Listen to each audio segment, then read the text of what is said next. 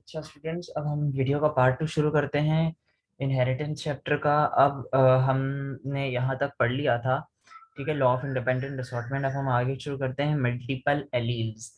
मैंने आपको बताया था एलील्स क्या होते हैं। एलील्स को कहते हैं जैसे पेयर ऑफ जीन। ठीक है, यानी कि अगर आपको डीएनए के अंदर अगर एक सेट ऑफ जीन मिल रहा है, यानी कि एक जीन मिल रही है ऐसी, फॉर सपोज आपने देखी, क्योंकि देखो बात सुनो, आपकी जो इंफॉर्मेशन आती है वो पेरेंट्स से आती है।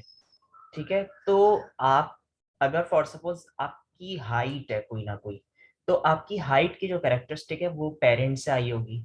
ठीक है, तो आपके मदर ने और आपकी फादर ने ये कंट्रीब्यूट करी है दोनों कैरेक्टरिस्टिक्स आपके अंदर। ठीक है, यानी कि हाइट की कैरेक्टर आपकी मदर की जीन एक, और आपकी फादर की जीन दोनों की जीन आई होगी ना, आपके अंदर आई होगी।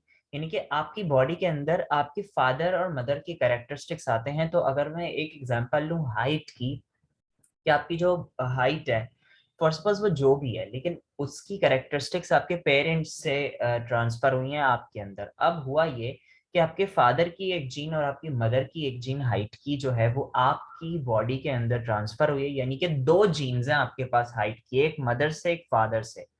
ठीक है, और फिर डोमिनेंट जो जीन होगी, मैंने आपको बताया था, जैसे अगर फादर टॉल हैं और मदर थोड़ी सी शॉर्ट हाइटेड है, तो हो सकता है, मैं एग्जांपल ले रहा हूँ कि चलें टॉल की एग्जांपल छोड़ें। जैसे फादर टॉल मतलब डोमिनेंट की बात कर रहा हूँ मैं, अगर फादर टॉल है और मदर शॉर्ट है, हो सकता है मदर की डी जो जीन है वो डोमिनेंट हो। तो जो आपकी करेक्टरिस्टिक होगी वो डोमिनेंट जीन की वजह से शॉर्ट हो गया आप। ठीक है, क्योंकि जो जीन डोमिनेंट होती है वही शो होती है आपके फिनोटाइप में, आपकी फिजिकल अपीयरेंस में। रिसेसिव छुप जाती है, रिसेसिव शो नहीं होती, होती वो आपकी बॉडी के अंदर ही है, लेकिन वो शो नहीं होती। ठीक है, अब फॉर सपोज मैं अब बात कर रहा हूं मैं कि अब आपके पास ये दो सेट ऑफ जीन्स हैं जिनको एलील्स कहते हैं। ठीक है, दो पेयर्स हैं।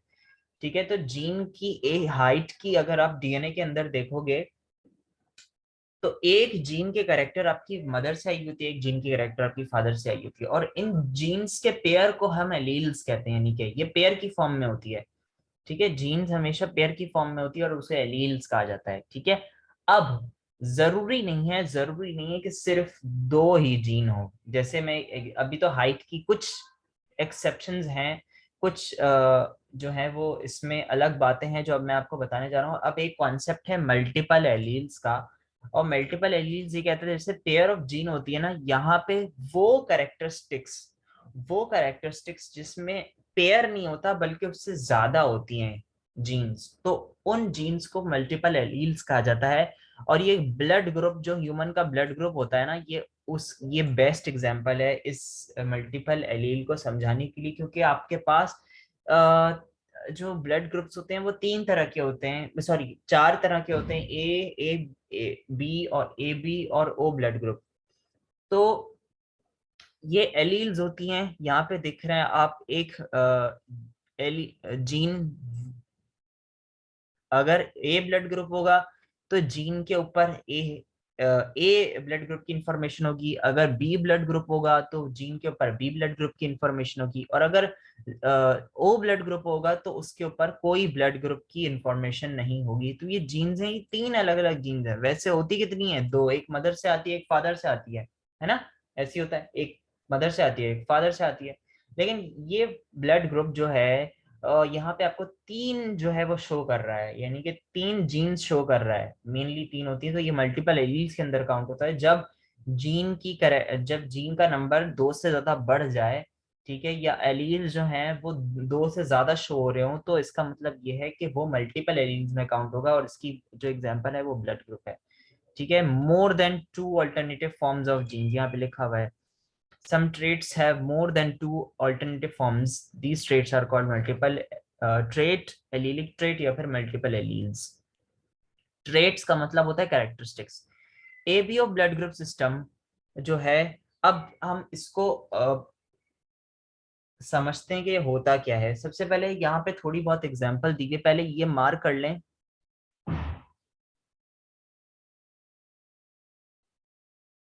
यहां से लेकर आपने मल्टीपल एलील्स और यहां तक, ठीक है। और इसकी एग्जाम्पल पूछी जाएगी तो आप लिख दीजिएगा एग्जाम्पल की हेडिंग डाल के, मैं लिख नहीं रहा हूँ लेकिन आप अपने रजिस्टर में लिखिएगा। जैसे ये डेफिनेशन उसने पूछ ली आपसे मल्टीपल एलील्स की, और मल्टीपल एलील्स की डेफिनेशन पूछने के बाद उसने एग्जांपल पूछ ली तो आप क्या लिख दोगे, A B of blood group system. ये वाली एग्जांपल आप लिख दीजिएगा, A B of blood group system. Humans का लिखिएगा, यहाँ पे ह्यूमन का वर्ड ऐड कर दीजिएगा, ठीक है, human A B of blood group system. ठीक है, एग्जाम्पल आ गया, ठीक है, ये एग्जाम्पल हो गई। अब होता यह है, अब इसकी कहानी समझते हैं कि ये होता क्या है बेसिकली। देखो, चार तरह के ब्लड ग्रुप्स होते हैं, ब्लड ग्रुप ए बी और ओ। ठीक है, जो ब्लड ग्रुप ओ ए होता है ना, जो ब्लड ग्रुप ए होता है ना, अब अगर मैं बात करूं, अगर ब्लड ग्रुप ए और ब्लड ग्रुप बी या कोई भी ब्लड ग्रुप हो, देखो जो मैं बातें बताने जा रहा हूँ ना आप लोगों को, वो ये है कि जैसे अब ये किसी वजह से है, यानी कि ब्लड ग्रुप ए किसी वजह से इसका नाम रखा हुआ है, ब्लड ग्रुप बी उसकी वजह से नाम रखा हुआ है, ए बी और ओ उसकी वजह से नाम रखा हुआ है। अब ये है किस वजह से, वो मैं बताता हूँ। जो जो वो सारे लोग जिनका ब्लड ग्रुप ए होता है, उनकी बॉडी में एक स्पेशल टाइप का प्रोटीन होता है जिसे कहा जाता है एंटीजन। क्या कहा जाता है, एंटीजन। उसे कहा जाता है एंटीजन ए। ठीक है, जिनकी बॉडी में ब्लड ग्रुप ए होता है, उनकी बॉडी के अंदर, उनके ब्लड के ऊपर, उनके ब्लड के अंदर एक स्पेशल टाइप का प्रोटीन होता है जिसे कहा जाता है एंटीजन ए। नाम रख दिया उसका, ठीक है, जिस साइंटिस्ट ने डिस्कवर किया था उसका नाम रख दिया। फिर ब्लड ग्रुप बी के अंदर भी वही चीज होगी, ब्लड ग्रुप बी के अंदर एंटीजन बी होगी। फिर ग्रुप ए बी के अंदर जिनका ब्लड ग्रुप दोनों होता है, उनके अंदर जो प्रोटीन एंटीजन होगा वो कौन सा होगा, दोनों होगा, एंटीजन ए बी। और जो ब्लड ग्रुप ओ होता है उसके अंदर नो एंटीजन, कोई एंटीजन नहीं होता। जिनका ब्लड ग्रुप ओ होता है उनकी ब्लड के अंदर कोई भी इस तरह का आपको प्रोटीन एंटीजन नजर नहीं आएगा। ठीक है, अब इनके जीनोटाइप्स को समझते हैं कि इनके जीनोटाइप्स होते किस किस तरह के हैं। अब मैंने आपको डोमिनेंट समझाया था, डोमिनेंट वर्ड, और रिसेसिव समझाया था। इसमें एक बात आपने याद रखनी है कि जो ब्लड ग्रुप ए होगा ना और ब्लड ग्रुप बी होगा, ठीक है, जो एंटीजन ए और एंटीजन बी हमेशा डोमिनेंट है। और यानी कि जाहिर सी बात है, अगर ब्लड ग्रुप ए होगा तो इसके अंदर जीनोटाइप कैसी होगी, ए की होगी। आई फॉर ब्लड ग्रुप्स लिखा हुआ है, आप किसी भी अल्फाबेट से जीनोटाइप बना सकते हो। जीनोटाइप सिर्फ अंडरस्टैंडिंग के लिए हम इस तरह से लिखते हैं। जीनोटाइप का बेसिकली जीन्स का पूरा एक स्ट्रक्चर होता है, वो हम इसमें ड्रॉ तो नहीं कर सकते, लिहाजा हम अल्फाबेट से इसको डिनोट करते हैं। ठीक है, तो यहाँ पे जो साइंटिस्ट था इसने इसकी जीनोटाइप किससे शो करी, आई से। जैसे मैंने हाइट के लिए टॉल और शॉर्ट के लिए अगर टॉल होगा तो कैपिटल टी का वर्ड यूज किया था, और अगर शॉर्ट होगा तो स्मॉल टी का वर्ड यूज किया था। इसी तरह यहाँ पे अगर डोमिनेंट करेक्टर है तो कैपिटल आई, और अगर रिसेसिव करेक्टर है तो स्मॉल आई। ठीक है, तो यहाँ पे आपको नजर क्या आ रहा है, जो ग्रुप ओ है वो रिसेसिव करेक्टर है, और जो ब्लड ग्रुप ए बी और ए बी है वो डोमिनेंट करेक्टर है। ठीक है, यहाँ पे ये बात आपने याद ही रखनी है कि जो ए बी और ए बी ब्लड ग्रुप है ये हमेशा डोमिनेंट होगा, इनके जीन्स हमेशा डोमिनेंट होंगे। और ब्लड ग्रुप ओ के जीन हमेशा रिसेसिव होंगे। यानी कि फॉर सपोज अगर आपकी मदर से आपको एक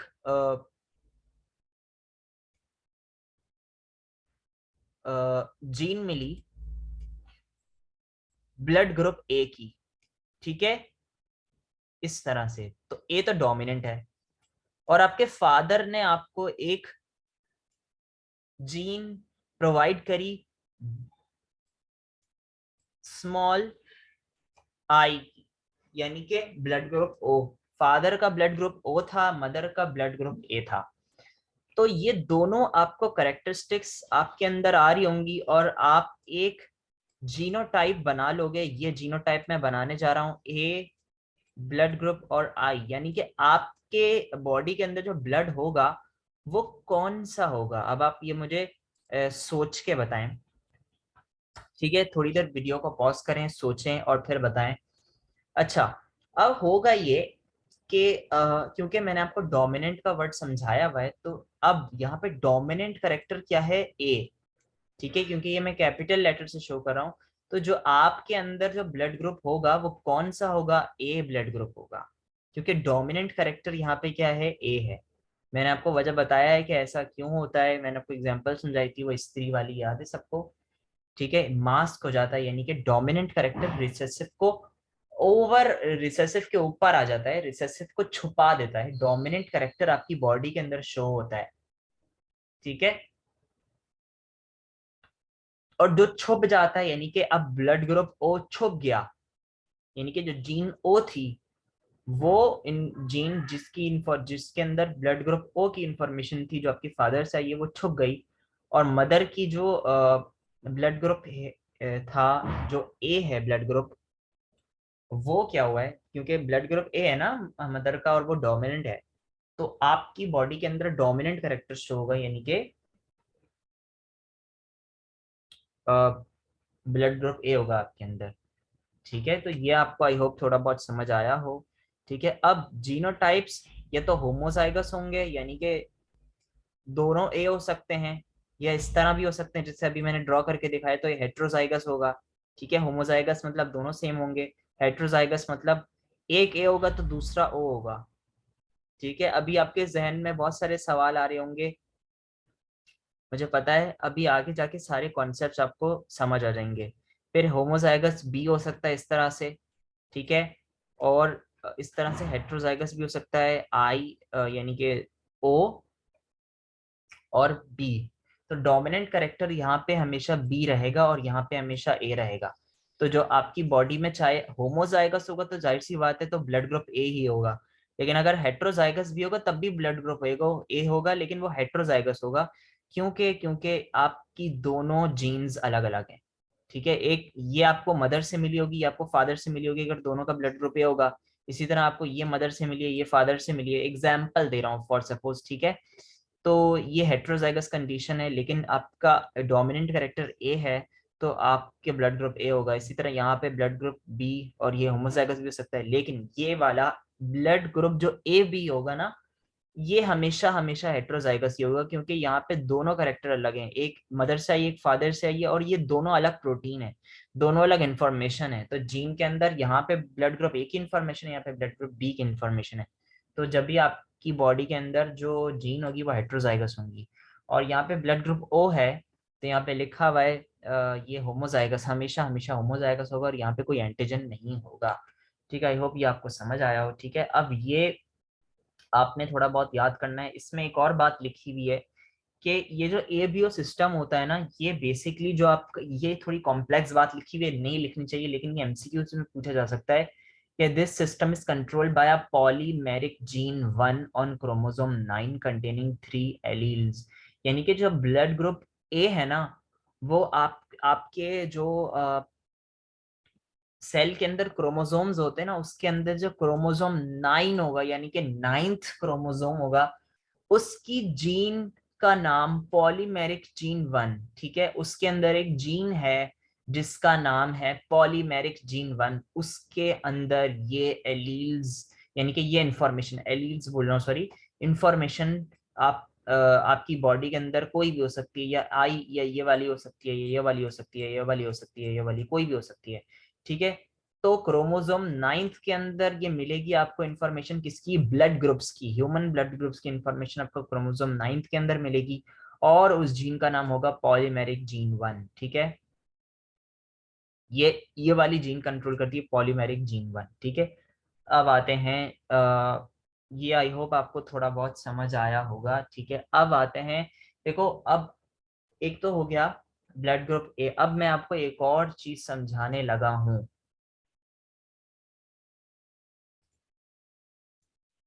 एक और चीज समझाने लगा हूं, बल्कि पहले हम ये पढ़ लेते हैं आर एच फैक्टर। अब आर एच फैक्टर क्या होता है, देखें ब्लड ग्रुप ए भी हो सकता है, ब्लड ग्रुप बी भी हो सकता है, ठीक है। तो होता ये है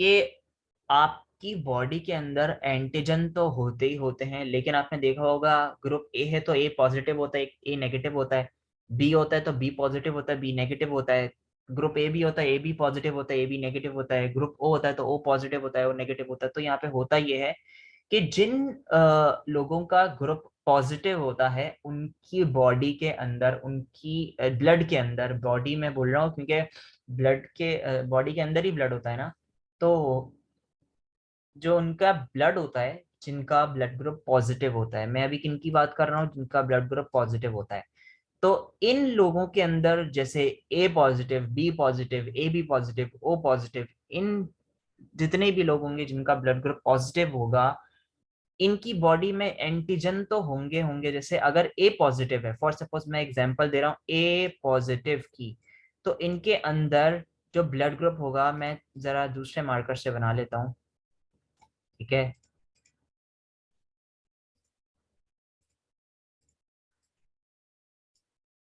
अगर फॉर सपोज एक पर्सन है जिसका ब्लड ग्रुप है ए पॉजिटिव, तो इसका मतलब यह है कि इसके अंदर एंटीजन ए होगा, लेकिन साथ ही साथ इसके अंदर एक और प्रोटीन होगा पॉजिटिव की वजह से, यानी कि जो पॉजिटिव हमने नाम रखा है, साइंटिस्ट ने नाम रखा है, वो किसकी वजह से होगा, वो इसके अंदर एक और प्रोटीन है जिसको कहते हैं रीजस प्रोटीन। यहाँ पे लिखा हुआ है रीजस प्रोटीन, आपके ब्लड के सरफेस के ऊपर होता है। अगर ये रीजस फैक्टर, आर एच फैक्टर जिसे कहते हैं, आर एच फैक्टर प्रेजेंट है तो आपका ब्लड ग्रुप पॉजिटिव होगा, और अगर आर एच फैक्टर एब्सेंट है तो आपका ब्लड ग्रुप नेगेटिव होगा। जिनके अंदर आर एच फैक्टर होगा उनका ब्लड ग्रुप पॉजिटिव होगा, जिनके अंदर आर एच फैक्टर नहीं होगा उनका ब्लड ग्रुप नेगेटिव होगा, ठीक है। ये बात आपको आई होप समझ आई हो, आसान बातें हैं। अभी ये आर एच फैक्टर अब ये क्यों होता है, ये आपकी बॉडी के अंदर क्या फायदा पहुंचाता है, ये आपको कुछ भी नहीं याद रखना, सिर्फ जो मैं आपको इन्फॉर्मेशन दे रहा हूँ आपने बस वो याद रखनी है, ठीक है। अच्छा, अब ये आपने आर एच फैक्टर के ऊपर एक नोट पूछ सकता है, यहां से लेकर यहाँ तक, ठीक है। ये हो गया आर एच फैक्टर। अब आते हैं role of antibodies for A B and R H factor in blood transfusion.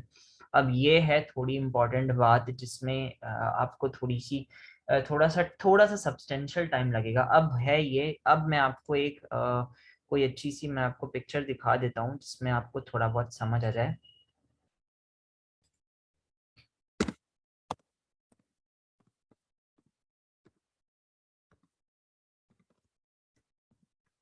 क्योंकि आपकी बुक में ना, अब आपकी बुक बनाई तो अच्छी है लेकिन आपकी बुक में डायग्राम की इलस्ट्रेशन इतनी अच्छी नहीं गिवन है।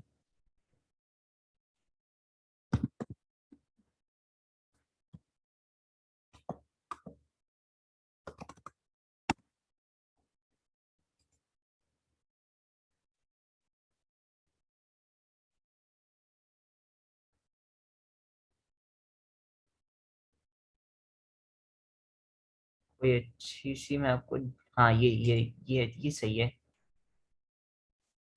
मैंने आपको अभी पढ़ाया।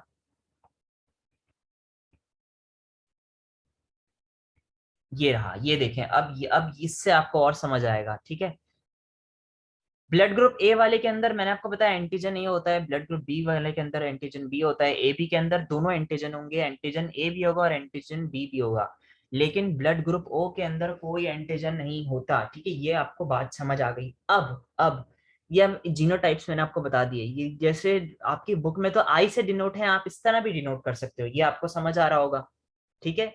या तो होमोजाइगस होगा या हेट्रोजाइगस होगा, ए होमोजाइगस, ए ओ हेट्रोजाइगस, बी बी होमोजाइगस यानी कि ब्लड ग्रुप बी होगा, बी ओ, ओ हमेशा रिसेसिव होता है, बी हमेशा डोमिनेंट होता है, तो आपका इसमें भी आपका ब्लड ग्रुप बी ही रहेगा। ए बी दोनों डोमिनेंट है तो आप दोनों डोमिनेंट, अभी आप को डोमिनेंस, एक लॉ ऑफ को डोमिनेंस पढ़ोगे उसमें आपको मैं ए बी के बारे में बताऊंगा, ये एग्जाम्पल होगी। दोनों चीजें जब डोमिनेंट होती हैं तो क्या हो सकता है, ठीक है। तो जब दोनों चीजें मैं आपको बल्कि को डोमिनेंस में आपको यहीं पे बता देता हूँ। देखें यहाँ पे एक लॉ है आपका, जब दोनों चीजें डोमिनेंट होती हैं तो क्या हो सकता है। यहाँ पे मेंडल ने एक और लॉ स्टडी करा था कि जब एक, ये आप पहले नोट कर लीजिएगा, कोडोमिनेंस यहाँ से लेकर यहाँ तक, ठीक है, ये कोडोमिनेंस अपने पूरा याद करना है। ठीक है, अब कोडोमिनेंस में क्या होगा, अब आपको पता है अगर आपके फादर से भी एक चीज आपको डोमिनेंट मिल रही है और आपकी मदर से भी एक चीज आपको डोमिनेंट मिल रही है, ठीक है, तो दोनों चीजें डोमिनेंट नजर आएंगी। ठीक है, इसकी बेहतरीन एग्जांपल, वैसे इसकी बेहतरीन एग्जांपल सिर्फ और सिर्फ ब्लड ग्रुप्स में होती है, सिर्फ ब्लड ग्रुप में होता है। ठीक है, जैसे कोई और कैरेक्टरिस्टिक उठाओगे, हाइट की, आपकी स्किन कलर की, इसके अलावा आप आपके ब्लड प्रेशर की, ठीक है, आपकी हार्ट रेट की, ये सारी कैरेक्टरिस्टिक्स आपकी मदर फादर से आती हैं, लेकिन इनमें से एक कैरेक्टरिस्टिक डोमिनेंट होती है और एक कैरेक्टरिस्टिक रिसेसिव होती है। लेकिन अगर हम ब्लड ग्रुप बात करें तो ब्लड ग्रुप में अगर आपको ए ब्लड ग्रुप फादर से मिल रहा है, बी ब्लड ग्रुप मदर से मिल रहा है, तो दोनों चीजें डोमिनेंट हैं। तो इसका मतलब ये है कि ये को डोमिनेंस में आ जाएगा, यानी कि दोनों चीजें डोमिनेंट हो जाएंगी। आप जो नया लिविंग ऑर्गेनिज्म बनेगा या पैदा होगा, उसके अंदर दोनों एंटीजन होंगे, यानी कि दोनों चीजें डोमिनेंट होंगी, ए बी दोनों। यानी कि ये कहलाता है लॉ ऑफ को डोमिनेंस, जिसमें ये जब जीन आपको ट्रांसफर होती है from mother parents, from the offspring, sorry from the parents to the offspring. ठीक है, अगर आपको जो ट्रांसफर होती हैं from the parents to the offspring, और अगर दोनों यानी कि मदर फादर में से दोनों की जीन्स जो हैं डोमिनेंट हैं, और ये सिर्फ ब्लड ग्रुप्स में हो सकता है, ठीक है, और किसी चीज में नहीं होता, ये को डोमिनेंस किसी और चीज में अप्लाई नहीं होगा, लेकिन 90% ये जो है वो ब्लड ग्रुप्स में देखा जाता है। ठीक है, तो होता ही है कि जो बेबी या जो बच्चा पैदा होता है उसके अंदर जो ब्लड ग्रुप आएगा वो कौन सा होगा, ए बी दोनों होगा, दोनों चीज डोमिनेंट होंगी। ठीक है, तो ऐसे लॉ को हम कहते हैं को डोमिनेंस या फिर लॉ ऑफ को डोमिनेंस, जिसमें दोनों जो एलील्स होंगी वो डोमिनेंट होंगी और को डोमिनेंट होंगी। ठीक है, इसको को डोमिनेंस कहते हैं, ये दोनों एलील जो है वो को डोमिनेंस, को का वर्ड यानी कि दोनों चीजें, दो चीजों के लिए यूज होता है को डोमिनेंट। ठीक है, दोनों चीज डोमिनेंट है।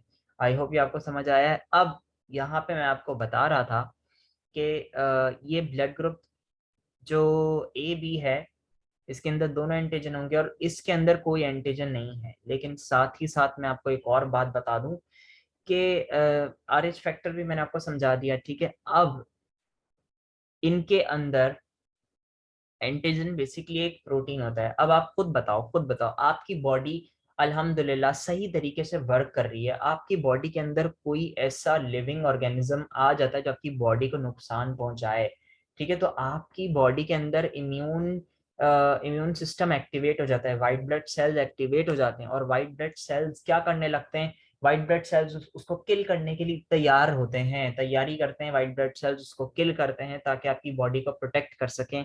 कोई भी ऐसा लिविंग ऑर्गेनिज्म आपकी बॉडी के अंदर या कोई भी ऐसा इन्वेडर आपकी बॉडी के अंदर आ जाता है जो आपकी बॉडी ने पहले कभी इनकाउंटर नहीं किया होता, कभी उसको देखा नहीं होता, तो आपकी बॉडी के अंदर एक ऑटो इम्यून रिस्पॉन्स जनरेट होता है, आपकी बॉडी के अंदर एक जो है वो अलार्म ट्रिगर होता है कि आपकी बॉडी के अंदर कोई ऐसी चीज आई है जो आपकी बॉडी ने पहले कभी नहीं देखी।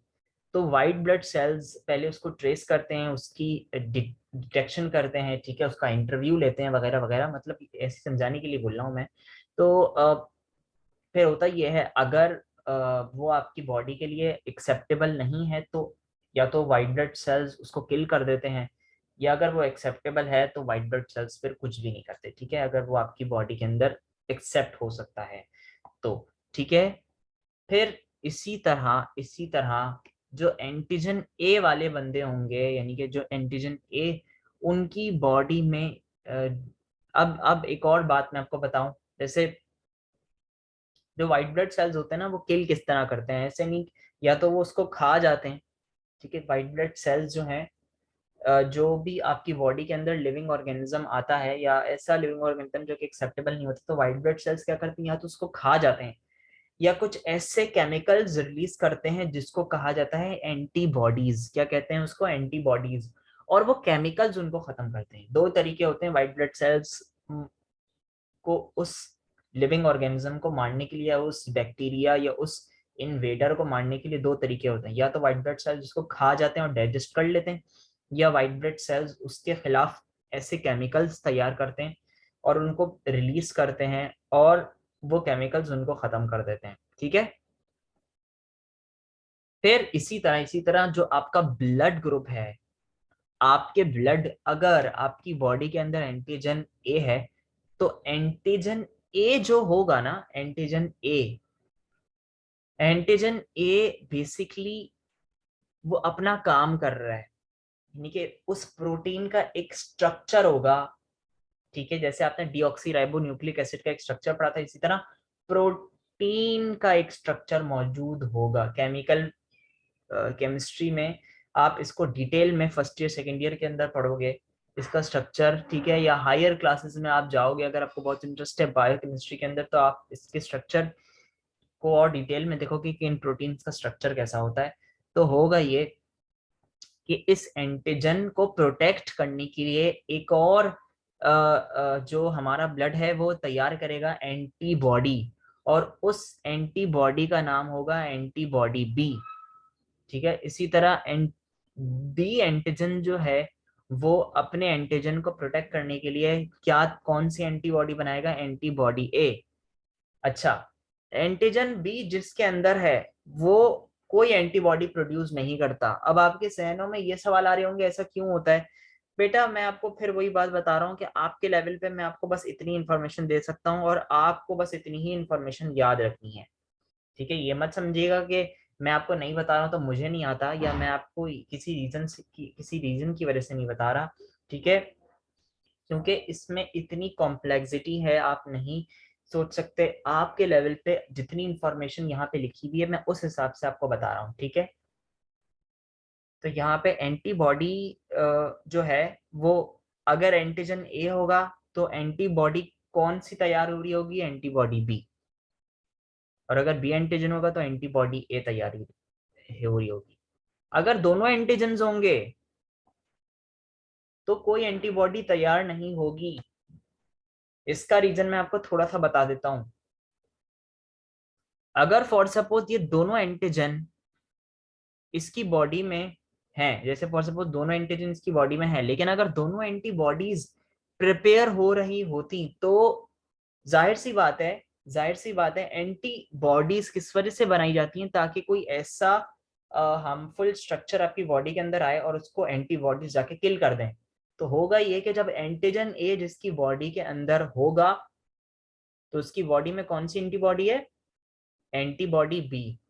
यानी कि अगर इसको हम बी एंटीजन का ब्लड देंगे तो एंटीबॉडी बी इस एंटीजन को किल कर देंगी, इस एंटीजन के साथ बॉन्ड नहीं बनाएंगी, इसको एक्सेप्ट नहीं करेंगी, इस पे अटैक करेंगी। तो पर्सन की डेथ भी हो सकती है अगर आप गलत ब्लड ट्रांसफ्यूज करवा देते हो। फिर इसी तरह अगर यहाँ पे दोनों एंटीबॉडीज बन रही होती, एंटीबॉडी बी और एंटीबॉडी ए, तो होता क्या, दोनों जो एंटीबॉडीज होती हैं वो एक दूसरे ऑपोजिट एंटीजन्स पे अटैक करना शुरू कर देती, और उससे ब्लड ग्रुप, अब होता क्या है जब इनका रिएक्शन होता है ना, जो एंटीजन का और एंटीबॉडी का जब रिएक्शन होता है ना, तो एक स्ट्रक्चर बनता है जिसे कहा जाता है एंटीजन और एंटीबॉडी कॉम्प्लेक्स। ये आपके कोर्स में नहीं, मैं सिर्फ आपको बस बता रहा हूँ। और इस स्ट्रक्चर की फॉर्मेशन की वजह से ब्लड जो है ना, वो ब्लड वेसल्स के अंदर फ्लो करना, ट्रांसफर होना, एक जगह से दूसरी जगह तक जाना बंद हो जाता है। जब वो बंद हो जाएगा तो दूसरी बॉडी पार्ट्स को ऑक्सीजन, फूड, वाटर सब कैसे पहुंचेगा। तो इसी वजह से पर्सन की डेथ भी हो सकती है, अल्लाह ना करे।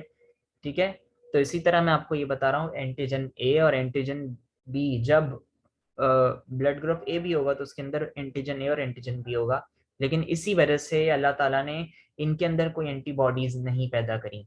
ठीक है, फिर अगर ब्लड ग्रुप ओ की बात करें तो इसके अंदर कोई एंटीजन नहीं होता, लेकिन एंटीबॉडीज दोनों होती हैं, एंटीबॉडी ए भी होती है और एंटीबॉडी बी भी होती है। ठीक है, आई होप आपको थोड़ा बहुत समझ आया हुआ होगा। अब आ जाते हैं हम अपने ब्लड ग्रुप्स के अंदर। यहाँ पे लिखा हुआ है, ठीक है। पहले मैं आपको थोड़ा बहुत देख के मार्क करवा देता हूँ कि इसमें मार्क करवाने वाला क्या है, ठीक है। पहले इसको मार्क कर लेते हैं, role of antibodies for A B. पहले मैं, क्योंकि बहुत बड़ा है तो इसको मैं थोड़ा सा शॉर्ट करने की कोशिश करता हूँ।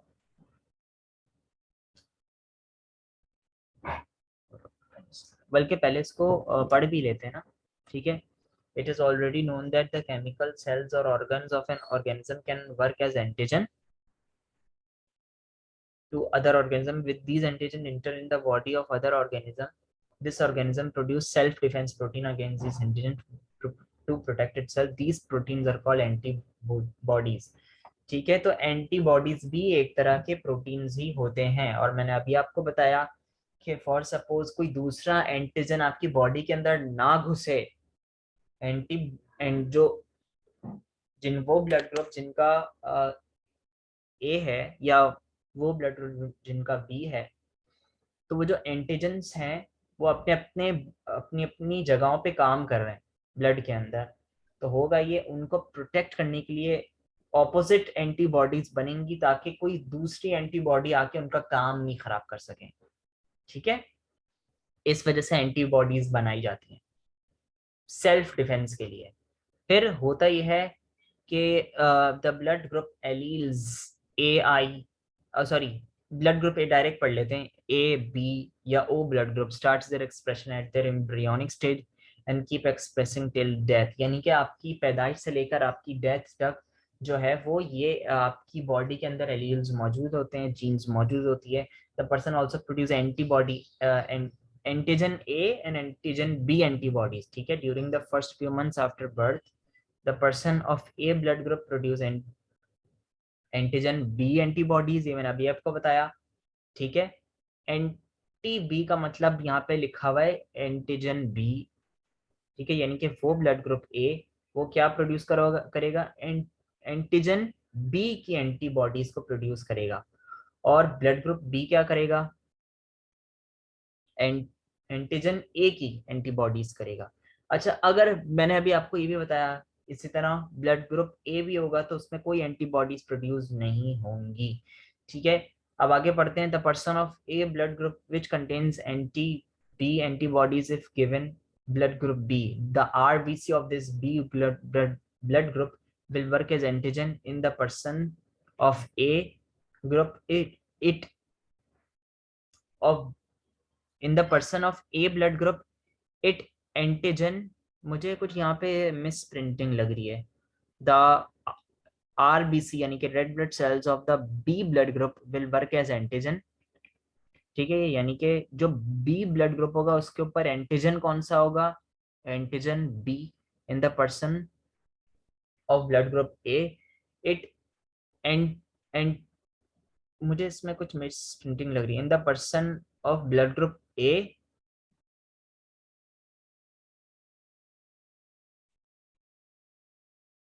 Antibody B will work against the donor RBCs. अब इसमें बात क्या की हुई है वही मैंने अभी आपको बताया, एंटीजन एंटीबॉडी कॉम्प्लेक्स, ठीक है। इसमें कुछ मुझे मिसप्रिंटिंग लग रही थोड़ी सी, लेकिन कोई बात नहीं, अगर है भी तो इसमें बात क्लियरली लिखी हुई है मैंने अब जो आपको अभी बताया। जैसे अगर आप ब्लड ग्रुप ए या ब्लड ग्रुप बी, अगर ब्लड ग्रुप ए वाले को बी का ब्लड ग्रुप मिल जाए या फिर बी वाले को ए का ब्लड ग्रुप मिल जाए, तो दोनों के अंदर एंटीबॉडीज भी होती हैं और एंटीजेंस भी होते हैं। तो दोनों के अंदर जब एंटीजन एंटीबॉडी कॉम्प्लेक्स यानी कि एंटीजन और एंटीबॉडी आपस में कांटेक्ट में आएंगे तो एक एंटीजन एंटीबॉडी कॉम्प्लेक्स बन जाएगा और ये क्लम्स्ड सेल बना देंगे। क्लम्स्ड मतलब जो ब्लड की फ्लो को रोक सकें, ब्लड ब्लड जो है वो फ्लो करना बंद हो जाए, आपकी ब्लड वेसल के अंदर चलना बंद हो जाए, ठीक है। तो इस वजह से बहुत केयरफुल होना चाहिए। ब्लड ट्रांसफ्यूजन के दौरान हम ब्लड ग्रुप नहीं दे सकते, ठीक है। यानी कि ब्लड ग्रुप्स हम इस तरह नहीं ट्रांसफर कर सकते, देख के ट्रांसफर करना पड़ता है, आपको एंटीबॉडीज का ख्याल रखना पड़ता है, बहुत सारी दूसरे फैक्टर्स होते हैं, ठीक है। इसी तरह आप यहाँ पे देखते हैं कि बेसिकली कौन कौन ब्लड ट्रांसफ्यूज करवा सकता है अगर ब्लड ग्रुप ए है। अगर ब्लड ग्रुप ए है तो आपने सिर्फ यहाँ पे देखना किस किस चीज को है। आपने ये देखना है कि जब आप ट्रांसफ्यूज करवा रहे हो, फॉर सपोज एक पर्सन है पर्सन नंबर 1 और एक है पर्सन नंबर 2।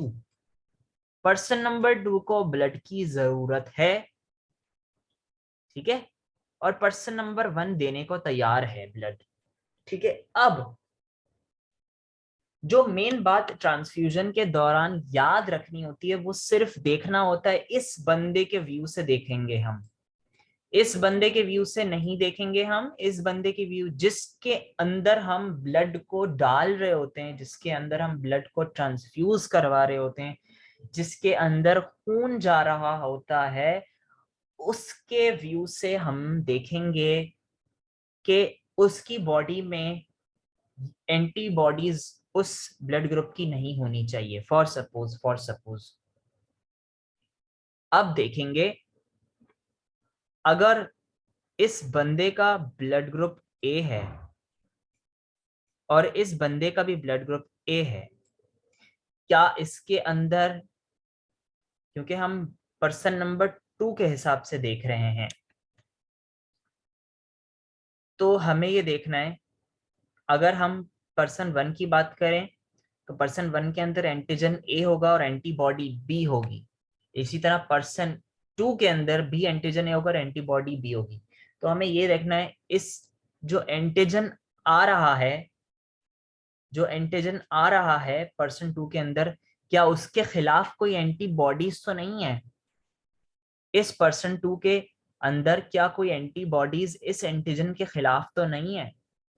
अगर इसका आंसर यस होगा तो आप ब्लड ट्रांसफ्यूज नहीं करवा सकते। अगर इसके अंदर एंटीजन ए के खिलाफ कोई एंटीबॉडी है तो आप ब्लड ट्रांसफ्यूज नहीं करा सकते।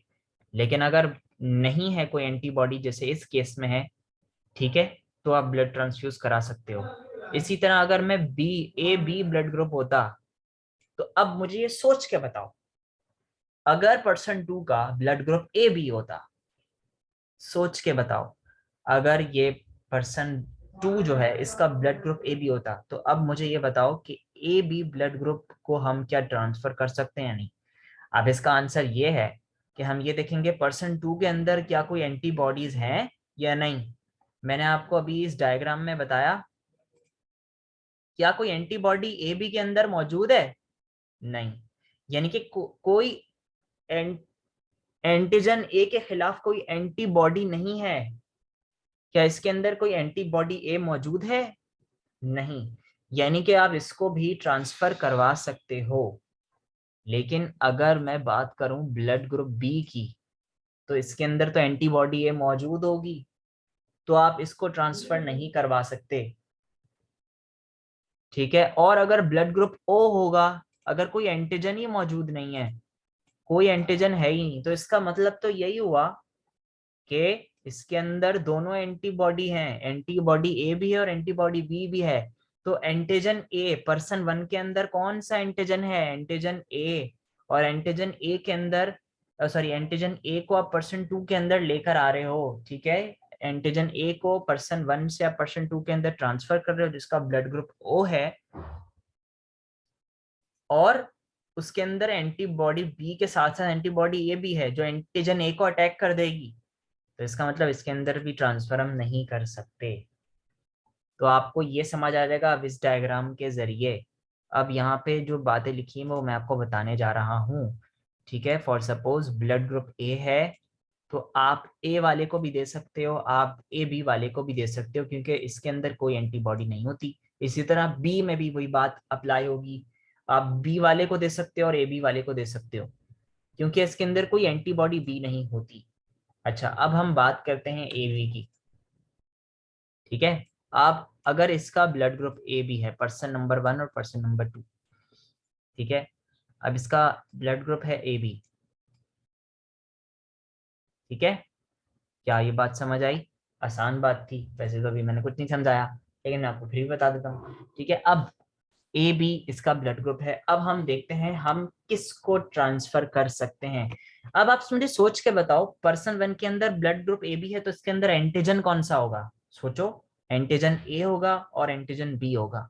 तो आप मुझे ये बताओ, अब पर्सन टू के अंदर क्या क्या कंडीशंस होनी चाहिए कि इसके अंदर ये ब्लड ग्रुप एक्सेप्ट हो जाए? क्या कंडीशंस होनी चाहिए?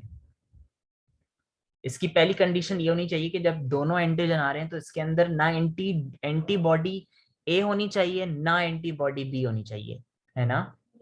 जाहिर सी बात है, दोनों एंटीजन इसकी बॉडी के अंदर आ रहे हैं तो इसकी बॉडी के अंदर ना तो एंटीबॉडी बी बन रही होनी चाहिए, ना एंटीबॉडी ए बन रही होनी चाहिए। अब अगर मैं बात करूं, इस डायग्राम को देखूं मैं, तो आप मुझे ये बताओ कि वो कौन सा ब्लड ग्रुप है जिसके अंदर कोई एंटीबॉडी ना ए होती है ना एंटीबॉडी बी होती है? बताओ कौन सा वो ब्लड ग्रुप है जिसके अंदर ना एंटीबॉडी ए होती है ना एंटीबॉडी बी होती है? वो ब्लड ग्रुप है ए बी ब्लड ग्रुप। ठीक है, वो ब्लड ग्रुप होता है ए बी ब्लड ग्रुप। तो यानी कि अगर एक पर्सन जो ए बी ब्लड ग्रुप दे रहा है तो शर्त यह है कि इसका भी ब्लड ग्रुप कौन सा होना चाहिए? ए बी ही होना चाहिए। क्योंकि बाकी तीनों ब्लड ग्रुप, अगर सिर्फ ए होगा इसका, अगर सिर्फ बी होगा या ओ ब्लड ग्रुप होगा तो इसके अंदर एंटीबॉडीज होती हैं। ठीक है, तो A B blood group accept नहीं करेगा। ठीक है, कोई एक भी एंटीबॉडी नहीं होनी चाहिए क्योंकि वो अटैक कर देगी एंटीजन पे। तो लिहाजा सिर्फ ए बी वो वाहिद ब्लड ग्रुप है जिसमें के अंदर कोई एंटीबॉडी नहीं होती। ठीक है, तो सिर्फ ए बी वाले को ही दे सकते हैं, ये बात याद रखिएगा। फिर हम बात करते हैं ओ ब्लड ग्रुप की। अब आप मुझे ये सोच के बताओ, जो ब्लड ग्रुप ओ होगा, अगर इसका ब्लड ग्रुप ओ है तो अब आप ये बताओ, क्या इसके अंदर कोई एंटीजन होता है? नहीं होता। यहाँ ये फिर दिखा देता हूं मैं आपको, क्या कोई एंटीजन मौजूद है? नो, नन लिखा हुआ है। अब होगा क्या, जो एंटीजन, जब इसके अंदर कोई एंटीजन ही नहीं है तो इसको किसी भी बॉडी के अंदर डाल दो, किसी भी बॉडी के अंदर इसको डाल दो, कोई फर्क पड़ेगा? नहीं। यानी कि ओ जो है, जिनका ब्लड ग्रुप ओ होगा, वो ए वाले ओ के अंदर भी जा सकता है, ए के अंदर भी जा सकता है, बी के अंदर भी जा सकता है, ए बी के अंदर भी जा सकता है। लेकिन ए बी वाले सिर्फ ए बी को ट्रांसफर कर सकते हैं क्योंकि इनके अंदर एंटीबॉडीज दोनों होती हैं। Recipient neither have antibody A और एंटीबॉडी बी, यानी कि रेसिपिएंट के पास एंटीबॉडी ए भी नहीं होनी चाहिए, एंटीबॉडी बी भी नहीं होनी चाहिए। लेकिन यहाँ पे क्योंकि जो आपके पास जो एक इम्पॉर्टेंट चीज गिवन है वो ये है कि ओ के अंदर कोई एंटीजन नहीं होता। लेकिन अगर मैं बात करूं पर्सन टू की, तो जब अगर इसके अंदर एंटीबॉडी दोनों भी होंगी, फॉर सपोज इसका ब्लड ग्रुप है ए, तो इसके अंदर एंटीबॉडी की कौन सी होगी? एंटी बॉडी कौन सी होगी इसके अंदर? Antibody B. अगर इसका ब्लड ग्रुप ए है और इसके अंदर जो पर्सन टू के अंदर जो एंटीबॉडी होगी वो कौन सी होगी? बी होगी। ठीक है, अब इसको ब्लड चाहिए टू को, तो वन अपना ब्लड जो है वो ट्रांसफर कर रहा है, ब्लड ग्रुप ओ है। तो अब मुझे ये बताओ, क्या एंटीबॉडी को देखने की जरूरत है? क्या इसकी पर्सन टू के अंदर पर्सन वन से कोई एंटीजन आ रहा है? कोई एंटीजन नहीं आ रहा। तो जब कोई एंटीजन नहीं आ रहा तो एंटीबॉडी भी अटैक नहीं करेंगी। एंटीबॉडी अटैक कब करती है? जब कोई एंटीजन आता है। ठीक है, क्योंकि antigen basically is a protein. ठीक है, एक ऐसा प्रोटीन जो कभी उसने ना देखा है ना काउंटर किया है। क्या ये बात समझ आई सबको? तो जो ओ ब्लड ग्रुप होते हैं ना, उनको यूनिवर्सल डोनर्स कहा जाता है, यानी कि ओ हर किसी को डोनेट कर सकते हैं। O blood group is called universal donors. ये अक्सर एमसीक्यू में पूछा जाता है कि जो ओ ब्लड ग्रुप होता है वो अक्सर जो है वो मतलब वो हर किसी को दे सकते हैं। और ए बी जो होता है, इसमें ये बात लिखी भी नहीं है, लेकिन आप ये कहीं पे बात लिख लें कि जो रेसिपिएंट का वर्ड जो है ना, रेसिपिएंट का मतलब जो ब्लड रिसीव कर सकते हैं। तो ए बी हर किसी से ब्लड रिसीव कर सकते हैं, ठीक है। ए बी या यूनिवर्सल रिसिपिएंट्स होते हैं, और ओ वाले जो होते हैं वो यूनिवर्सल डोनर्स होते हैं, यानी कि वो हर किसी को ब्लड दे सकते हैं, लेकिन ए बी वाले हर किसी से रिसीव कर सकते हैं, कोई भी ब्लड ग्रुप हो। ए बी, ए बी वाले से तो कर ही सकते हैं, ओ वाले से भी कर सकते हैं, ठीक है। तो आपने सिर्फ ब्लड ट्रांसफ्यूजन में किसका ध्यान रखना है, जिस एक चीज, पहली चीज ये है कि आपको देखना है कि इस पर्सन जिसको ब्लड आप चढ़ा रहे हो, या ब्लड जिसको आप ट्रांसफ्यूज करवा रहे हो, जिसके अंदर, उसकी बॉडी के अंदर, उसकी व्यू से देखना है आपने। और ये देखना है क्या उसकी बॉडी के अंदर कोई एंटीबॉडी है या नहीं। एंटीबॉडीज के हिसाब से आप ट्रांसफ्यूजन करवाते हो, ठीक है। इससे फर्क नहीं पड़ता इसके अंदर कोई भी एंटीबॉडी ए हो बी हो, इससे फर्क नहीं पड़ेगा, ठीक है। लेकिन इसके अंदर हमें देखना पड़ेगा, ठीक है। अब ये आपको समझ आ गया। अब आ जाते हैं, अगर आर एच फैक्टर मौजूद है, यानी कि ब्लड पॉजिटिव है, ए पॉजिटिव या A negative, B positive B negative, A B positive A B negative, O positive O negative, अगर इस तरह की कोई बात है, तो जितने भी लोग जिनके पास आर एच फैक्टर मौजूद होता है, जिनके पास क्या होता है, आर एच फैक्टर मौजूद होता है, यानी कि उनका जो ब्लड ग्रुप होगा वो पॉजिटिव होगा। और जिनके पास आर एच फैक्टर नहीं होता, उनका ब्लड ग्रुप कैसा होता है, नेगेटिव होता है। यानी कि आर एच फैक्टर, जिनकी बॉडी में आर एच फैक्टर होगा, उन उन जाहिर सी बात है वो, मैंने अभी आपको बताया, पॉजिटिव से उनको शो किया जाता है उनका ब्लड ग्रुप।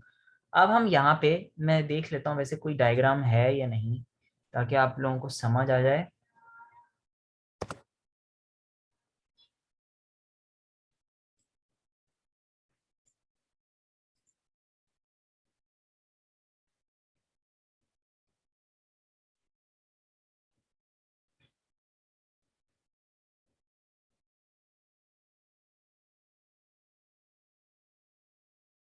कोई मुझे डायग्राम मिल जाए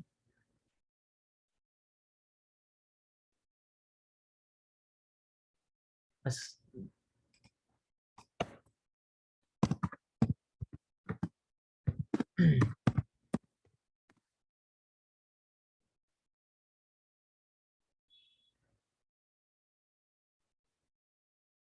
अच्छा खैर,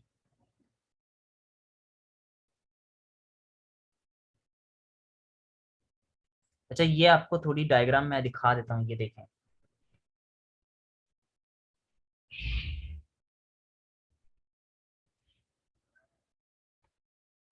कहाँ गए?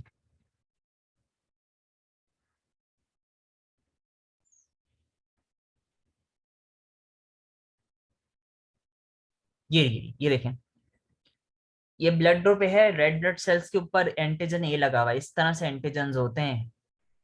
ये ग्रुप बी है तो इस तरह से एंटीजन होते हैं। ब्लड ग्रुप ए है तो दोनों एंटीजन मौजूद है, और ब्लड ग्रुप है इसके अंदर कोई एंटीजन मौजूद नहीं होगा। इसी तरह से इसके अंदर एंटीबॉडी बी बन रही होगी, इसके अंदर एंटीबॉडी ए बन रही होगी, इसके अंदर कोई एंटीबॉडी नहीं है, और इसके अंदर दोनों एंटीबॉडीज होंगी, ठीक है। एंटीजन नहीं है लेकिन एंटीबॉडीज दोनों बन रही हैं। तो आई होप ये बात आपको समझ आ रही होगी। अब आपको इसके बाद कोई कंफ्यूजन होनी नहीं चाहिए।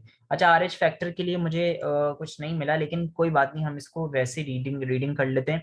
On the other hand side, the R H factor has different phenomena unlike the naturally occurring antigen A and antigen B antibodies of A B O system. R H anti antigen R H, क्योंकि R H भी एक तरह का protein है, तो antigen is basically a protein. तो antigen R H antibodies do not produce automatically, जैसे antibody A और एंटीबॉडी बी तो फॉरेन प्रोड्यूस हो जाती हैं, लेकिन इस तरह से आरएच की एंटीबॉडीज फॉरेन प्रोड्यूस नहीं होती। The production of antigen RH antibodies, यानी कि आरएच की जो एंटीबॉडीज होती हैं, require stimulus which is RH human protein itself. ठीक है, अगर फॉर सपोज आपकी बॉडी के अंदर, फॉर सपोज एक ऐसा पर्सन, मैं अब बात करता हूँ इसकी बात कर रहा हूँ, इसकी बॉडी में कोई आरएच फैक्टर मौजूद है? नहीं मौजूद है। यानी कि इसकी बॉडी ने आज तक इसकी बॉडी ने, फॉर सपोज ये पर्सन है 40 साल का, 40 ईयर्स का ये पर्सन है, 40 साल हो गए, इसने आज तक अपनी बॉडी के अंदर कभी भी आरएच फैक्टर नहीं देखा, यानी कि आरएच फैक्टर इसकी बॉडी में है ही नहीं। तो अब आप मुझे ये बताओ, अगर ऐसा प्रोटीन, यानी कि ऐसे पर्सन से इसको ब्लड इसके अंदर डाला जाए, ऐसे प्रोटीन, सॉरी प्रोटीन बोल रहा हूँ, ऐसे पर्सन से इसका इसका इसके ब्लड में ट्रांसफ्यूजन करवाया जाए जिसके अंदर आरएच फैक्टर मौजूद है, जिसके अंदर आरएच फैक्टर मौजूद है, तो अब आप मुझे ये बताओ, क्या इसकी बॉडी कभी एक्सेप्ट करेगी? कभी नहीं करेगी, क्योंकि इसकी बॉडी ने कभी आरएच फैक्टर देखा ही नहीं है। तो इसकी बॉडी एंटीबॉडीज प्रोड्यूस करने लगेगी इस आरएच फैक्टर के खिलाफ, और इस आरएच फैक्टर की जो एंटीबॉडीज प्रोड्यूस होंगी वो वापस से वही एंटीजन एंटीबॉडी कॉम्प्लेक्स बना लेंगी, ब्लड जो है वो फ्लो करना बंद हो जाएगा। ठीक है, इनके वो उसकी स्पीड कम हो जाएगी, या क्लॉट्स बनना शुरू हो जाएंगे, ब्लड जो है वो क्लम्प्स होना शुरू हो जाएगा, एक दूसरे से जुड़ना शुरू हो जाएगा, फ्लो होना बंद हो जाएगा, इतना कि स्मॉल स्मॉल कैपिलरीज के अंदर वो नहीं जा पाएगा। ठीक है, तो इस वजह से ये सब चीजें देखनी पड़ती हैं। तो आप इतना भी याद रखना, इतना एक और बात अब मैंने आपको ये बता दी कि अब आपको एक और बात ये पता चल गई कि अगर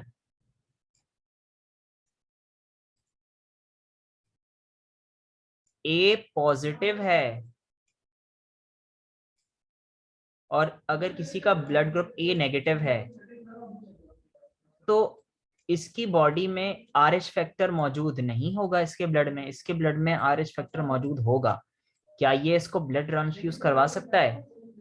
द आंसर इज नो।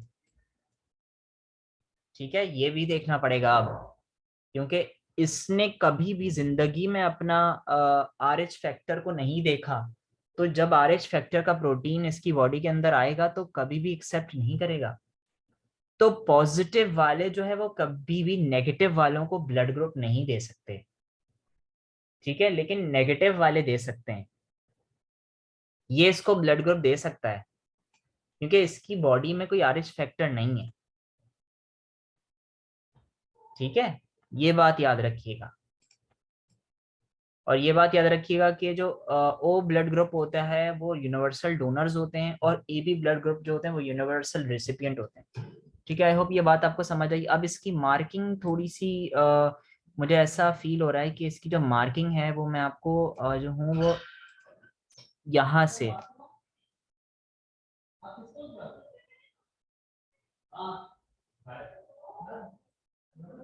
अब यहाँ से लेकर आपने यहाँ तक सबसे पहले ये हेडिंग लिखनी है, फिर यहाँ से लेकर आपको इस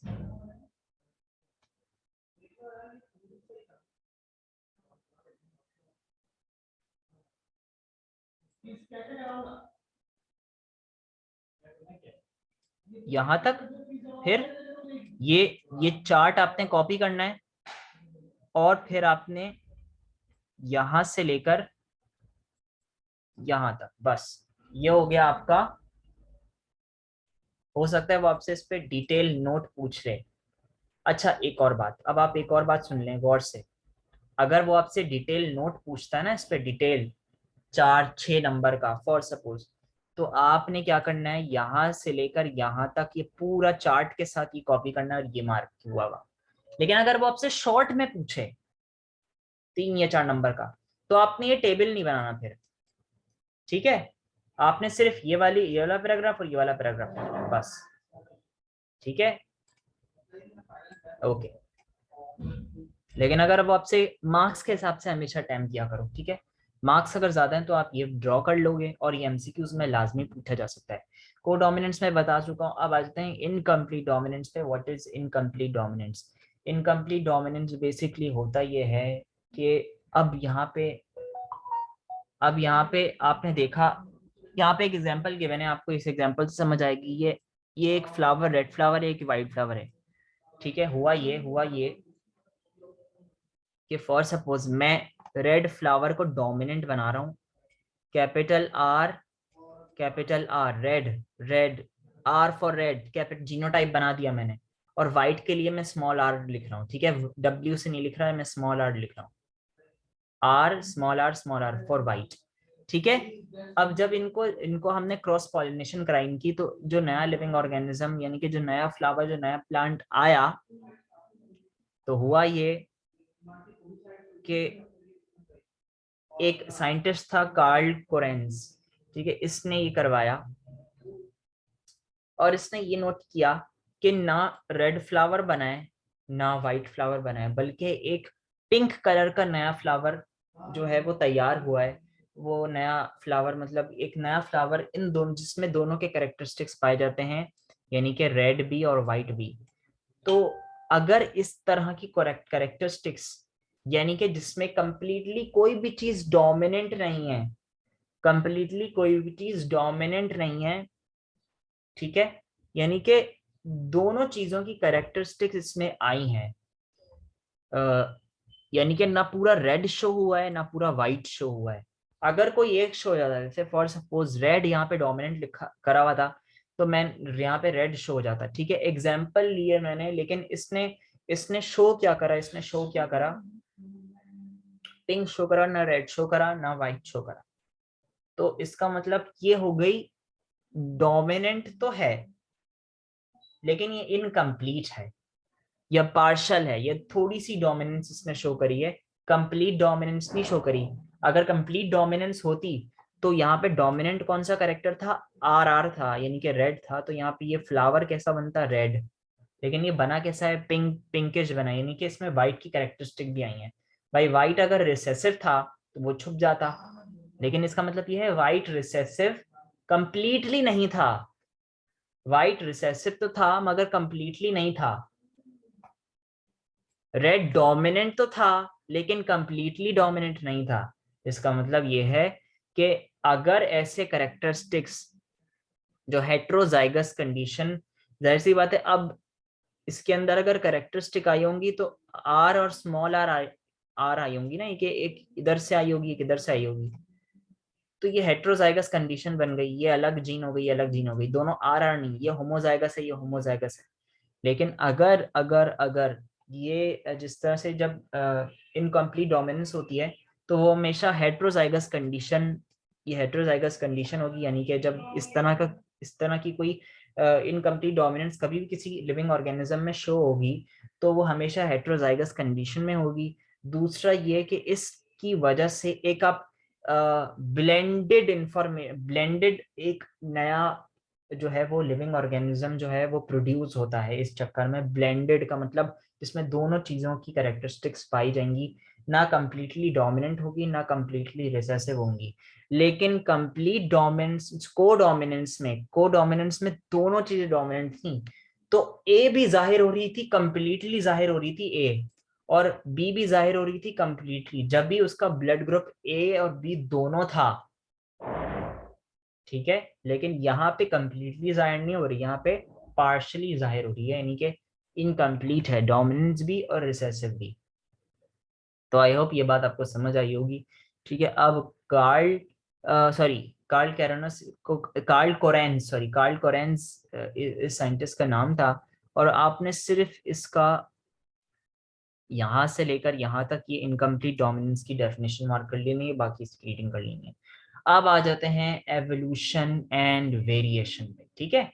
ये अब थोड़ा सा जो है वो थ्योरीज वाला एरिया शुरू हो गया है, अब इसको हमने जल्दी जल्दी कवर करना है, ठीक है।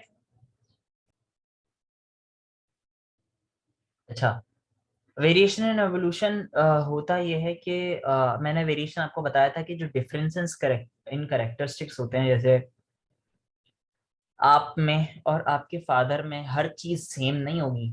आपका फेस अलग हो सकता है, आपकी आंखें छोटी हो सकती हैं, आपके फादर की हो सकता है बड़ी हो, आपकी आंखों का कलर अलग हो सकता है, आपकी मदर की आंखों का कलर अलग हो। तो इसी तरीके जो डिफरेंस होते हैं ना, इनको वेरिएशन कहते हैं, ठीक है। आप भले से मिलते जुलते हो, ठीक है, आप थोड़े रिजेंबल करते हो अपने पेरेंट्स से, मगर आप डिफरेंट भी हैं, ठीक है। डिफरेंसेस आपके अंदर हैं भी और कुछ सिमिलैरिटीज भी हैं। तो जो डिफरेंसेस हम की बात करते हैं वो वेरिएशन कहलाती है। और evolution is a broad meaning of basically variation, मतलब एक ब्रॉडर टर्म है वेरिएशन की, कि जब से दुनिया बनी है कितनी चेंजेस उस वक्त से लेकर आज तक कितनी चेंजेस आई हैं। अब तक वो पुराने जमाने का, जब लोगों के पास जब जो स्टोन एजेस, जो स्टोन पत्थर के जमाने में, जब जिन जो जमाना पत्थर का कहा जाता है, ठीक है, मुझे उसके बारे में तो नहीं पता, लेकिन मैं मुझे याद आ गया तो मैं बता दूं कि जिस तरह से उस जमाने से लेकर जो है वो अब तक जो मॉडर्न, अब तो पूरे शहरी इलाके, पूरे एक वेल डेवलप एरियाज और वेल डेवलप पूरे इन्वायरमेंट हो गई है आपकी। तो अब तक वहां से, उस वक्त से लेकर यहाँ अब तक कितनी चेंजेस आई हैं, उसको एवोल्यूशन कहा जाता है, ठीक है। अब यहाँ पे देख रहे हैं आप टर्टल और टॉर्टोइज में क्या डिफरेंस है। हालांकि दोनों दोनों सेम सेम ही लगते हैं, लेकिन दोनों में डिफरेंस है। टॉर्टोइज लैंड पे रहता है, टर्टल जो है वो सी एनिमल है, ठीक है। दूसरा ये है कि टर्टल्स और टॉर्टोइज वगैरह में, टॉर्टोइज जो होते हैं वो अ, उन उन उन उनका जो फूड होता है वो अलग होता है। टॉर्टोइज कुछ और खाते हैं, टर्टल कुछ और खाते हैं, ठीक है। इसके अलावा टर्टल के जो हाथ पैर होते हैं ना, वो भी आपने कभी देखे हो, जो लिम्स होते हैं टर्टल के वो अलग होते हैं, उनकी शेप अलग होती है, लेकिन टॉर्टोइज के नहीं होते। टॉर्टोइज के थोड़े अलग अलग शेप के होते हैं। इसी तरह फ्रॉग और टोड में क्या फर्क होता है। फ्रॉग और टोड में टोड थोड़े से, मैं ये बता दूं, थोड़े बड़े होते हैं, थोड़े पॉइजनस होते हैं, लेकिन ओहो, हाँ। और फ्रॉग जो है वो हमारे पास फ्रॉग जो है वो आपके गार्डन्स में पाया जाता है, लेकिन टोड अक्सर आपको गार्डन्स में नहीं मिलेगा, ये आपको टोड्स वगैरह आपको जंगल वगैरह में मिलते हैं, क्योंकि थोड़े से ये वाइल्ड होते हैं, ठीक है। लेकिन फ्रॉग्स जो होते हैं वो आपको आराम से अपने गार्डन वगैरह में मिल जाएंगे। इसके अलावा फ्रॉग का जो साइज होता है वो कंपैरेटिवली थोड़ा छोटा होता है, टोड का थोड़ा बड़ा भी होता है। अच्छा, बहरहाल अब हम पढ़ते हैं वेरिएशन और उसकी कॉजेज। वेरिएशन की क्या क्या कॉजेज, ये आपको नजर आ रहा है। वेरिएशन की डेफिनेशन में फिर मार्क करवा देता हूँ और आप नोट भी दोबारा कर लें, ठीक है। वेरिएशन एंड देयर कॉजेज, तो ये डिफरेंसेस मैंने आपको बता दिया। अभी किस किस वजह से हो सकते हैं, होती है इन्वायरमेंटल वेरिएशन, इन्वायरमेंट की वजह से वेरिएशन हो सकती है। आप अगर फॉर सपोज आप पतले हो, तो आप यहाँ पे दिखा हुआ है मसल्स की डेवलपमेंट आप जिम जाके करते हो, आप अपने इन्वायरमेंट को चेंज करते हो, ठीक है। आप अपने इन्वायरमेंट को चेंज करते हो, आप मसल में जाके वो इन्वायरमेंट यूटिलाइज करते हो और आप अपनी बॉडी में चेंज लेकर आते हो, तो ये वेरिएशन इन्वायरमेंटल वेरिएशन कहलाती है। इसके अलावा अल्लाह ना करे किसी का एक्सीडेंट हो जाता है, किसी खतरनाक बीमारी की वजह से हाथ पांव काटने पड़ जाते हैं, तो ये भी एक वेरिएशन है, लेकिन ये इन्वायरमेंट की वजह से हुई है, ठीक है। बीमारियां आपको इन्वायरमेंट की वजह से लगती हैं, ठीक है। तो आप जिस इन्वायरमेंट में लेते हो रहते हो वो आपको इफेक्ट करता है, तो ये इन्वायरमेंटल वेरिएशन में आ जाता है, जो वेरिएशन जो इन्वायरमेंट की वजह से है। इसके अलावा कुछ हेरिटेबल वेरिएशंस होती हैं जो आपको जेनेटिकली ट्रांसफर होती हैं, जो आपके पेरेंट्स से आपको ट्रांसफर होती हैं, वो हेरिटेबल वेरिएशन होती हैं। इसके अलावा ये दो टाइप की होती हैं, कंटिन्यूस वेरिएशन और डिसकंटिन्यूस वेरिएशन। तो कंटिन्यूस वेरिएशन जो होती है वो स्मॉल डिफरेंसेस होते हैं, जैसे कि हाइट, कलर, स्किन कलर। ये जैसे जैसे आप बड़े होते रहते हो ना, आपकी स्किन कलर चेंज होता है, आपकी हाइट बढ़ती है, आपका इंटेलिजेंस लेवल, आप मेच्योर होते हो, आपका आई कलर भी डिफरेंट हो जाता है कभी कभी, ठीक है। तो ये वो कैरेक्टरिस्टिक हैं जो जेनेटिक तो होते हैं, आपको कैरेक्टरिस्टिक्स तो आपके पेरेंट्स से मिलते हैं, लेकिन लेकिन यानी कि आपको हाइट आपके पेरेंट्स से मिली, आपको स्किन कलर आपके पेरेंट्स का मिला है, लेकिन ये चेंज, ये बहुत स्मॉल स्मॉल चेंजेस हैं, तो ये कंटिन्यूस वेरिएशन में आते हैं, और ये जैसे जैसे आप बड़े होते रहते हैं ना, फर्दर और चेंज होते रहते हैं। लेकिन फिर एक और होती है डिसकंटिन्यूस वेरिएशन। डिसकंटिन्यूस वेरिएशन की कभी भी चेंज नहीं होती, आप जैसे जैसे बड़े होते हैं ये वैसी की वैसी रहती है। जैसे फॉर सपोज अगर आप बहुत सारे लोगों को टंग रोलिंग इस तरह आती है, किसी के 6 हेक्साडेक्टाइल कहते हैं, जिसकी 6 जो होती हैं वो उंगलियां होती हैं पाँव की या हाथ की। इसके अलावा किसी के जो ईयर लोब होते हैं, किसी का ईयर लॉब अटैच होता है, किसी का ईयर लोब जो है वो डिटैच होता है, इस तरह से बाहर निकला हुआ होता है। नॉर्मली सबका बाहर ही होता है, बहुत कम लोगों का जो है वो इस तरह से अंदर भी होता है, ठीक है। तो ये डिटैच होता है और ये अटैच होता है। ये आपको ये प्योरली जेनेटिकल होती है, ये आपको कंप्लीटली आपको मदर फादर से मिली होती हैं, लेकिन ये कंप्लीटली जेनेटिक का ये मतलब होता है कि इसको आप चेंज नहीं कर सकते, यानी कि जैसे जैसे बड़े हो गए आप, इसमें कोई चेंज नहीं आएगा।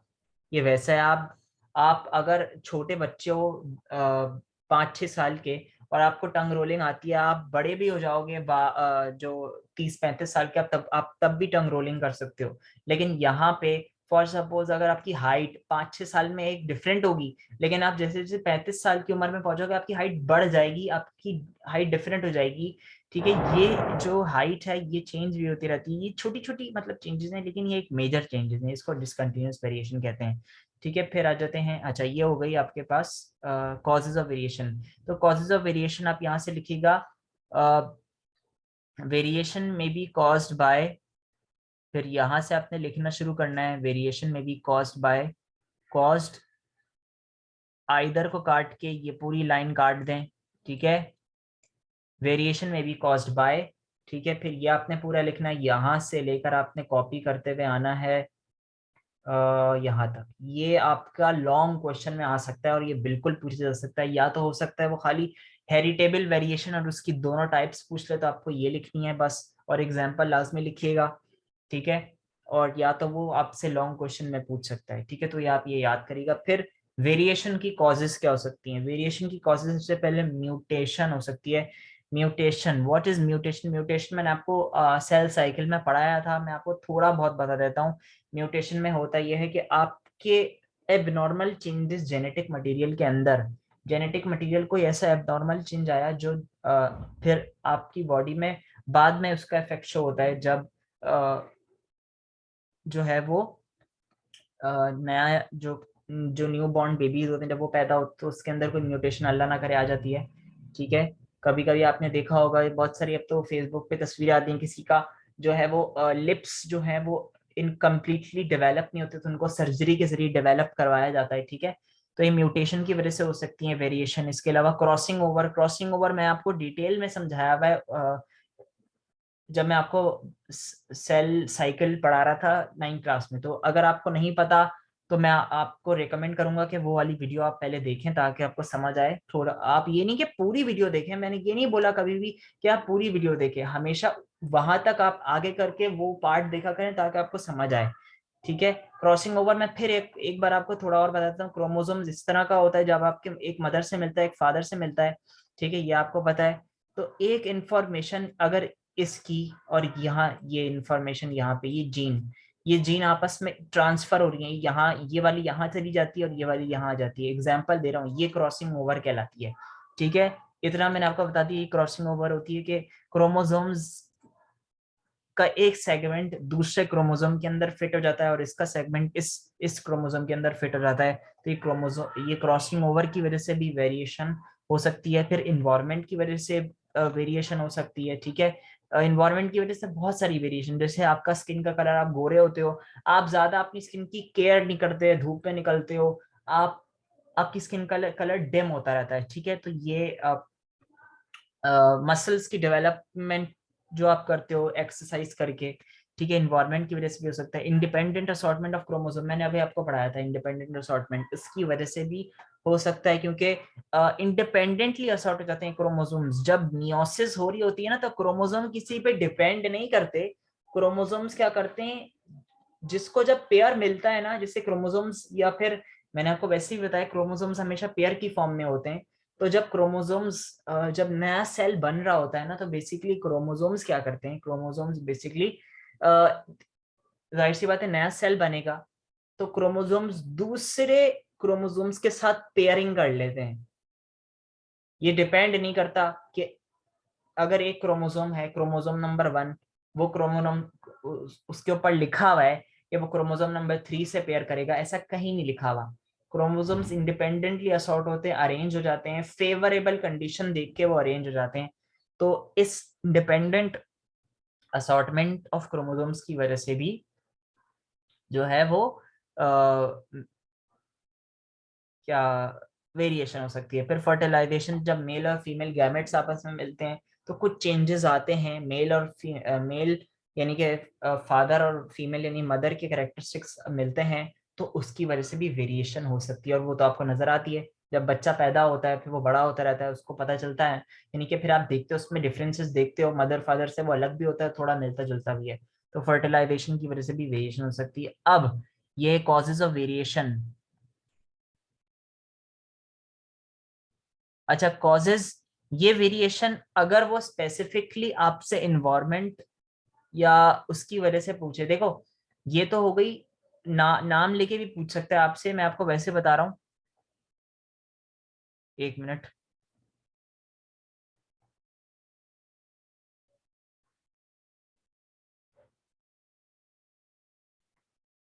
अच्छा, ये जेनेटिकल वेरिएशन है, ठीक है, ये जेनेटिक्स, इसमें जैसे म्यूटेशन जेनेटिक मटेरियल के अंदर होती है, क्रॉसिंग ओवर भी जेनेटिक मटेरियल के अंदर होती है, इन्वायरमेंट एक एक्सेप्शन है, लेकिन जो मेजर इसमें चीजें बता रहा हूं मैं, ये फर्टिलाइजेशन, ये सब जेनेटिक मटेरियल के अंदर, ये सारी चीजें मैं आपको बता रहा हूँ।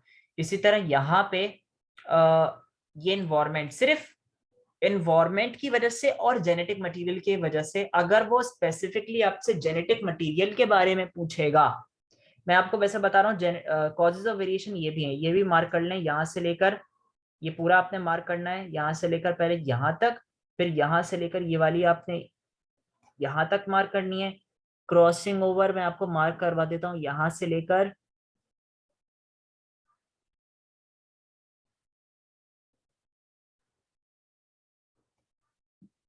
यहाँ से लेकर, ये नहीं बल्कि ये नहीं, ये नहीं, ठीक है, यहाँ से लेकर आपने यहाँ तक कर लेना है, ठीक है। फिर ये आपने पूरा करना है, ये आपने पूरा करना है, और ये यहाँ से लेकर यहाँ तक, बस खत्म, ठीक है।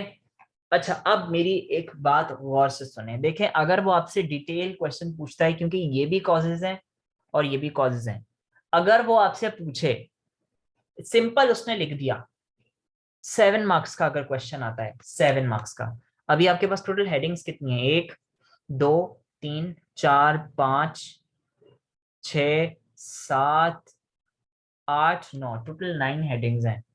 अगर फॉर सपोज वो आपसे 7 मार्क्स की जो है वो लॉन्ग पूछता है आपसे, या 8 मार्क्स का, तो आप कोई भी 7 हेडिंग्स आप लिख सकते हैं, ठीक है। ये मैं आपको सारी मार्क करवा रहा हूँ, आपने याद सारी करनी, हो सकता है वो डेफिनेशन, हो सकता है वो पूछ ले क्रॉसिंग ओवर की वजह से आप जो है वो बता दें, म्यूटेशन बता दें, म्यूटेशन की वजह से वेरिएशन बता दें, शॉर्ट में पूछ सकता है। तो अपने याद सब करना है, लेकिन आप मार्क्स के हिसाब से प्लीज इसको अटेम्प्ट करिएगा।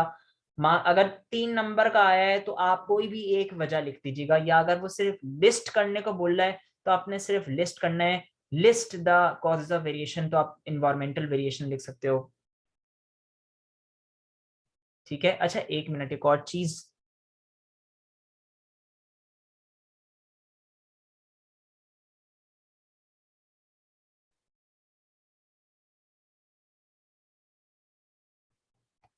एक और चीज मैं सिर्फ देख रहा हूं।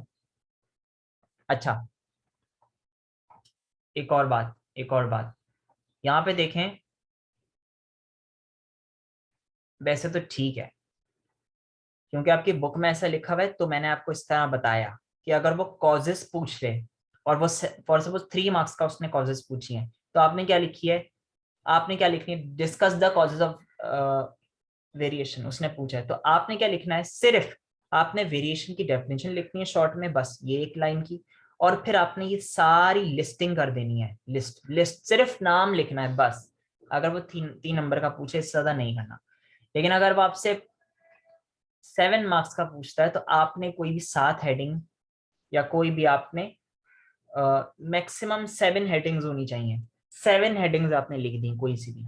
अच्छा, अब अगर वो पूछे, देखें यहाँ पे कॉजेज लिखा हुआ है, लेकिन वेरिएशन की टाइप्स हैं, बेसिकली है इन्वायरमेंटल की variation, environmental variation, heritable variation, ये continuous discontinuous, basically these are the types of variation, कि इन्वायरमेंटल भी हो सकती हैं और हेरिटेबल भी हो सकती हैं। तो दिस ये बेसिकली टाइप्स में भी फॉलो करती हैं। अगर कभी उसने घुमा के सवाल पूछ लिया कि discuss variation in its types या इट्स काइंड्स, यहाँ पे मैं लिख भी देता हूँ, ये टाइप्स भी हैं, ये कॉजेज भी हैं, ये टाइप्स भी हैं,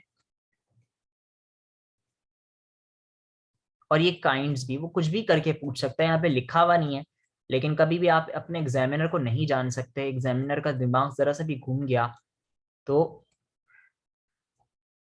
वो कुछ भी पूछ सकता है। तो ये बेसिकली टाइप्स भी हैं, काइंड्स भी हैं। अगर वो पूछे discuss variation in its types kinds, तो आपने ये तो पूरा लिखना है, फिर आपने ये नहीं लिखना, क्योंकि ये तो सिर्फ कॉजेज हैं कि किसकी वजह से वेरिएशन हो सकती है, और वो ये है म्यूटेशन, क्रॉसिंग ओवर, इन्वायरमेंटल और इंडिपेंडेंट असॉर्टमेंट, फर्टिलाइजेशन। ये कॉजेज भी हैं, ये टाइप्स भी हैं, ठीक है। अगर वो कॉजेज पूछता है खाली, तो मेरे हिसाब से आपको ज्यादा अच्छा क्या है, कोई भी साथ लिख लो, लेकिन मेरे हिसाब से ज्यादा अच्छा क्या है कि आप वेरिएशन की डेफिनेशन यहां से लिखो और कॉजेज आप यहां से बता दो, ये 5।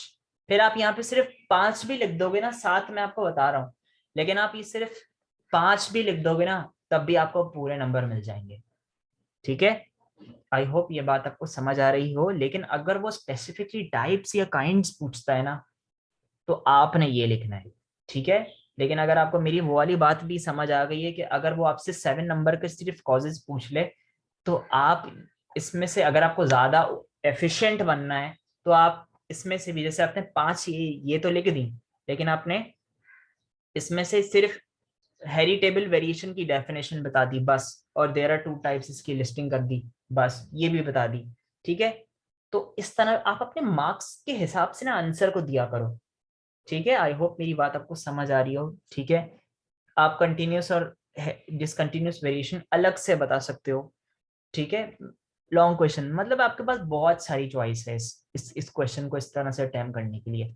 लेकिन अगर वो टाइप्स और काइंड्स पूछ ले, तो आपको इसी तरह से अटेम्प्ट करना है। इसमें आप फिर कॉजेज नहीं लिखोगे, ये नहीं लिख देना, लेकिन अगर वो कॉजेज पूछे, तब आपने ये 5 तो मेन लिखनी है, या फिर आपने 7 लिखनी है, कोई सी भी जो आपको सही से याद है। लेकिन मेनली मेरे हिसाब से मुझे बेहतर ये लगता है कि लॉन्ग क्वेश्चन में अगर वो आपसे पूछे ना, तो कॉजेज में तो आप ये 5 लिख दो, आपको नंबर मिल जाएंगे, ठीक है। 7 फिर आपको लिखने की जरूरत नहीं है, ठीक है। लेकिन अगर वो टाइप्स या काइंड्स पूछे, फिर आपने ये लिखनी है, ठीक है। ये मैंने आपको क्लियर कर दिया है, ओके।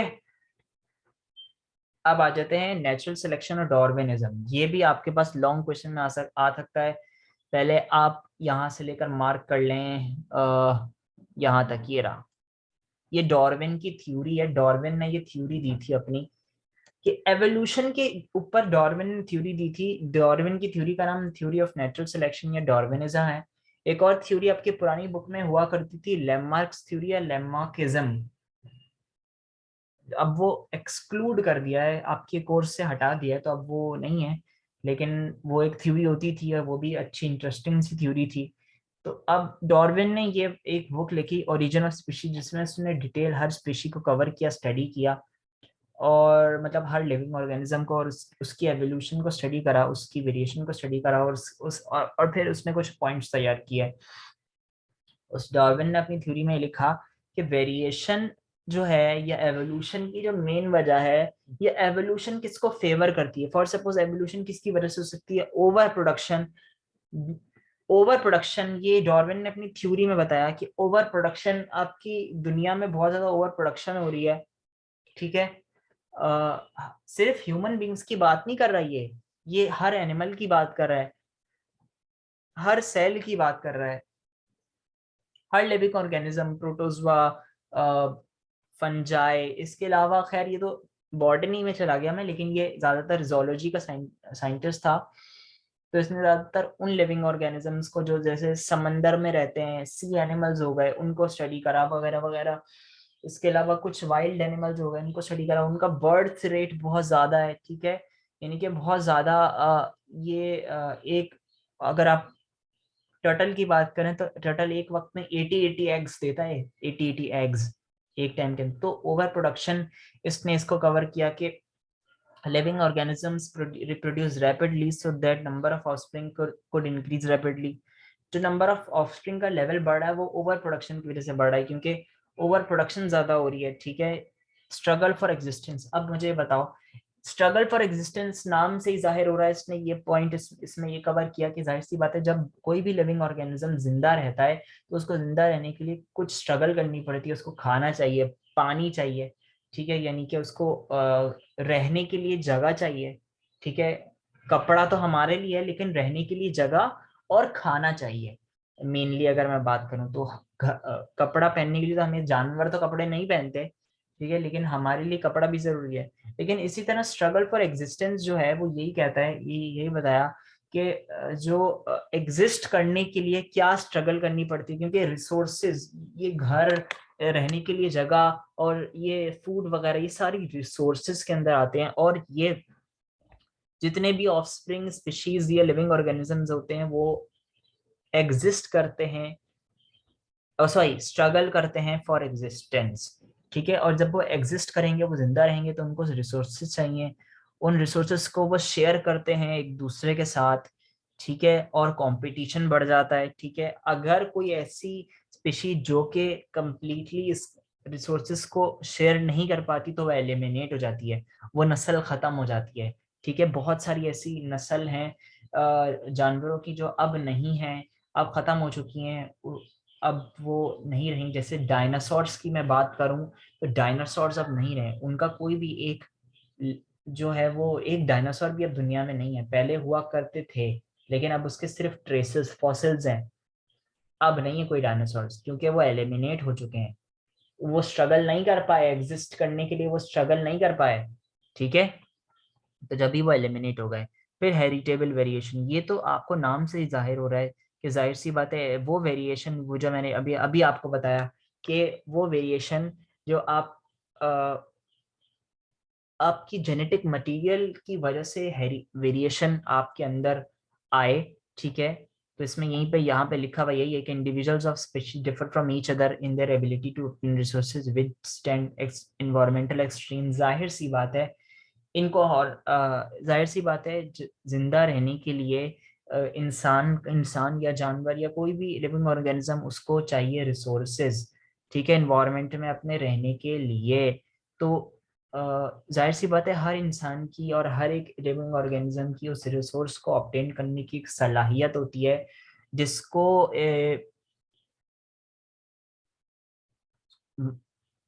डार्विन ने माइनर वेरिएशन कहा, ठीक है।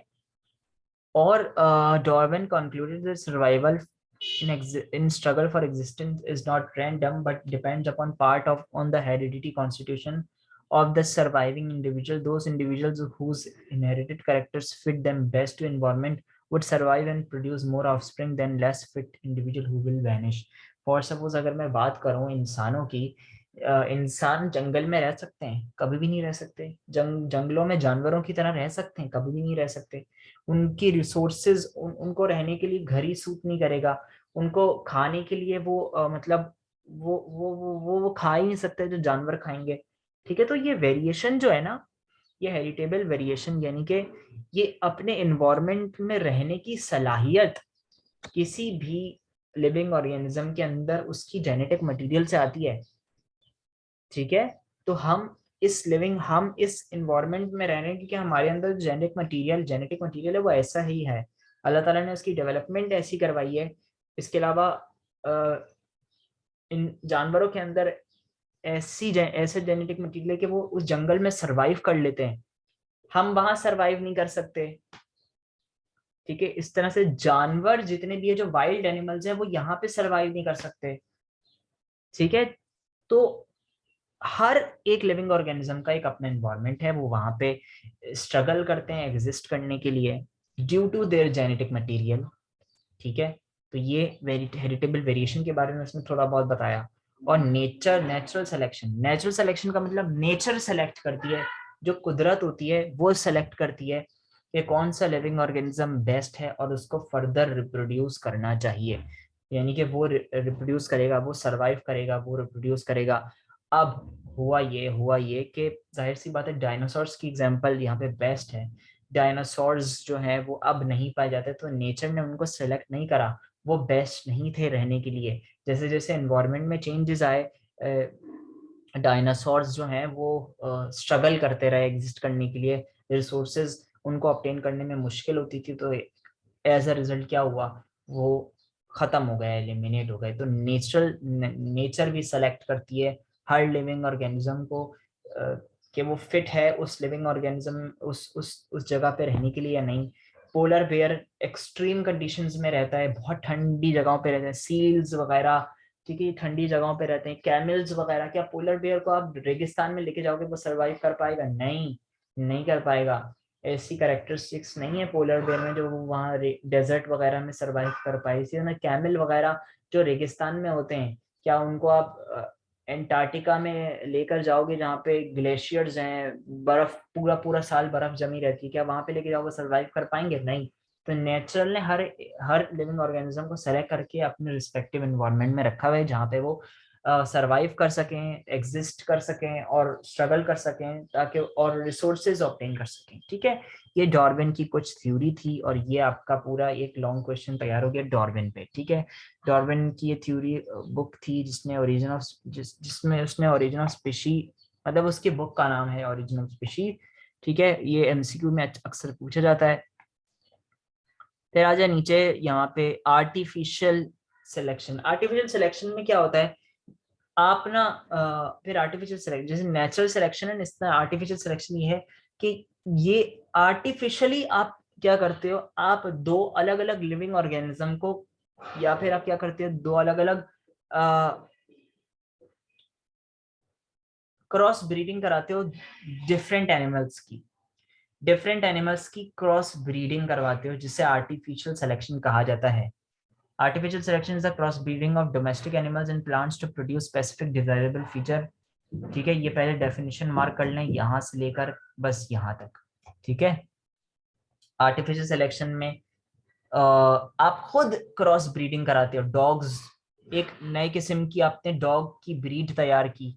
ठीक है, पिजन्स, नए नए नई बर्ड्स तैयार की, नए नए नए प्लांट्स आप बना सकते हो इस आर्टिफिशियल सिलेक्शन से। आप खुद क्रॉस ब्रीडिंग करवाते हो। ठीक है, ऐसी जगह जगहें बनवाते हो जहाँ पे फार्मिंग कल्चर, ठीक है, इसके अलावा ब्रीडिंग कल्चर टेक्नोलॉजीज, या फिर वहाँ पे फार्म के अंदर आप अपने जो फार्म्स वगैरह होते हैं वहां पे आप ये सब करते हो। ठीक है,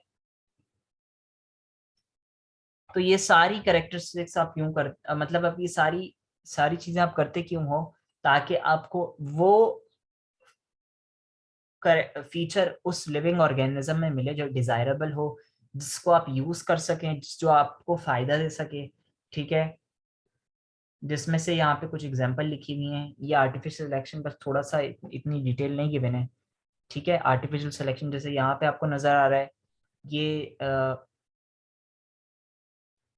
अब यहाँ पे कंप्लीटली नहीं गिवन है, लेकिन आपको मैं बता दूं, जैसे एक हॉर्स हॉर्स और एक डोंकी जो होता है, जब उनकी क्रॉस ब्रीडिंग करवाई जाती है ना, वैसे तो हॉर्स और हॉर्स में ही होता है, लेकिन जब हॉर्स और डोंकी की क्रॉस ब्रीडिंग कराई जाती है तो नए लिविंग ऑर्गेनिज्म बनते हैं ना, उसको कहते हैं म्यूल।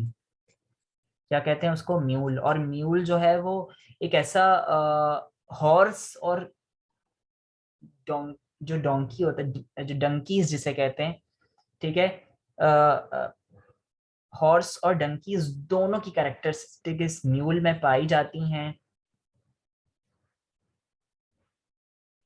ठीक है, तो यहाँ पे मैं आपको बताना ही चाह रहा हूँ कि जब ये म्यूल जो है वो रिप्रोड्यूस हुआ ना, ठीक है, जब ये म्यूल रिप्रोड्यूस हुआ तो बहुत सारे काम जो है वो इस म्यूल ने करे। ये म्यूल आगे रिप्रोड्यूस तो नहीं कर सकता, लेकिन म्यूल से बहुत सारे काम आप निकलवा सकते हो। जैसे आप इस पे सामान कैरी करवा सकते हो, बहुत सारी चीजें, जो कि हॉर्स, ये हॉर्स की तरह तेज भाग सकता है वगैरह वगैरह।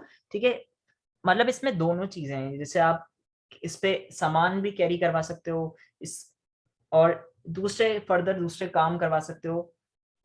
ठीक है, तो ये डिजायरेबल फीचर्स जो हैं वो आप इसी तरीके से, मतलब आर्टिफिशियल सिलेक्शन से आप जो है वो क्रॉस ब्रीडिंग करवा के डोमेस्टिक एनिमल्स और प्लांट्स इस तरह से आप बहुत सारी सब्जियां और इस तरह के प्लांट्स, हर्ब्स वगैरह जिससे दवाइयाँ बनती हैं, आप cross breeding of different plants करवा सकते हो ताकि आपको एक ऐसा प्लांट मिल जाए या ऐसा प्लांट रिप्रोड्यूस हो जो आपको फायदा पहुंचाए, आपका उससे फायदा हो कुछ ना कुछ।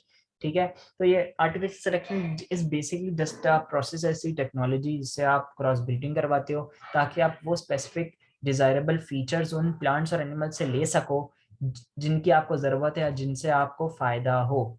ठीक है, आई होप ये आपको समझ आया। यहाँ पे आपका चैप्टर एंड हो गया। इस समरी को लाजमी जो है वो रीड कर लीजिएगा। ठीक है, इस हर चैप्टर के बाद अब एक समरी गिवन होती है और इस समरी को काइंडली काइंडली आप रीड लाजमी किया करें। उसमें से एमसीक्यूज आ सकता है। अगर आपको कोई ऐसी डेफिनेशन जो मैंने मार्क करवाई है और आपको समरी में से मिल जाती है तो आप समरी में से भी याद कर सकते हैं, कोई मसले की बात नहीं है, ऐसा नहीं है। आप दूसरा ये कि आई होप अब आपको ये पूरा चैप्टर समझ आ गया हो और ये चैप्टर अब खत्म हो गया, साथ ही साथ आपका कोर्स भी कंप्लीट करवा दिया मैंने। ठीक है, अगर आपको कोई चीज़ जैसे एमसीक्यूज वगैरह के लिए प्रॉब्लम होता है तो आप मुझे जो है वो कमेंट, वीडियो के नीचे कमेंट कर दिया करें कि एक और वीडियो बना दें कि जिसमें मुझे जो है वो एमसीक्यूज के लिए स्पेसिफिकली वो वीडियो तैयार कर लो। अगर आप बोलोगे तो मैं वो करवा दूंगा, लेकिन पहले मेरी ये ख्वाहिश होती है कि जब मैंने पढ़ा दिया तो आप इसकी रीडिंग करके आप एक बार खुद सॉल्व करें। ठीक है, ऐसा हो ही नहीं सकता कि आप नहीं कर पाओगे। जब आपने इस तमीज से चैप्टर सुना है, पढ़ा है, तो आपको आपसे आराम से ये चैप्टर सॉल्व हो जाएगा।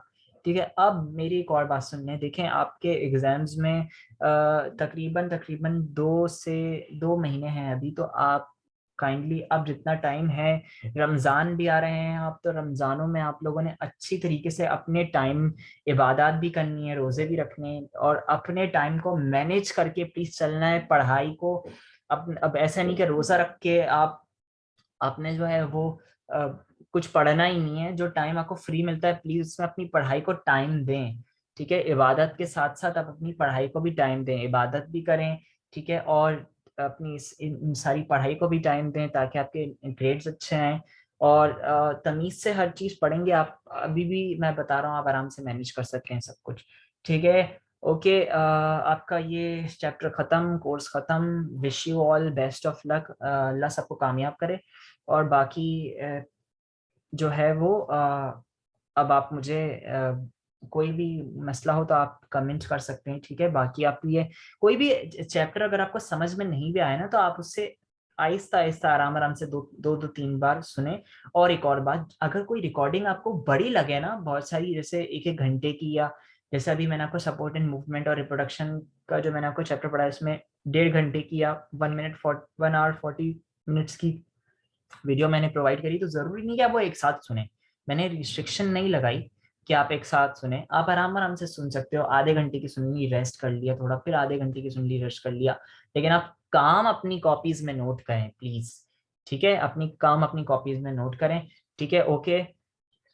अब मैं वीडियो को एंड करने लगा हूँ। अब अपने एग्जाम्स की तैयारी करें। ठीक है, बेस्ट ऑफ लक एवरीबॉडी, और अल्लाह सबको कामयाब कामयाब करे, आमीन। चलें, ओके, अल्लाह हाफिज।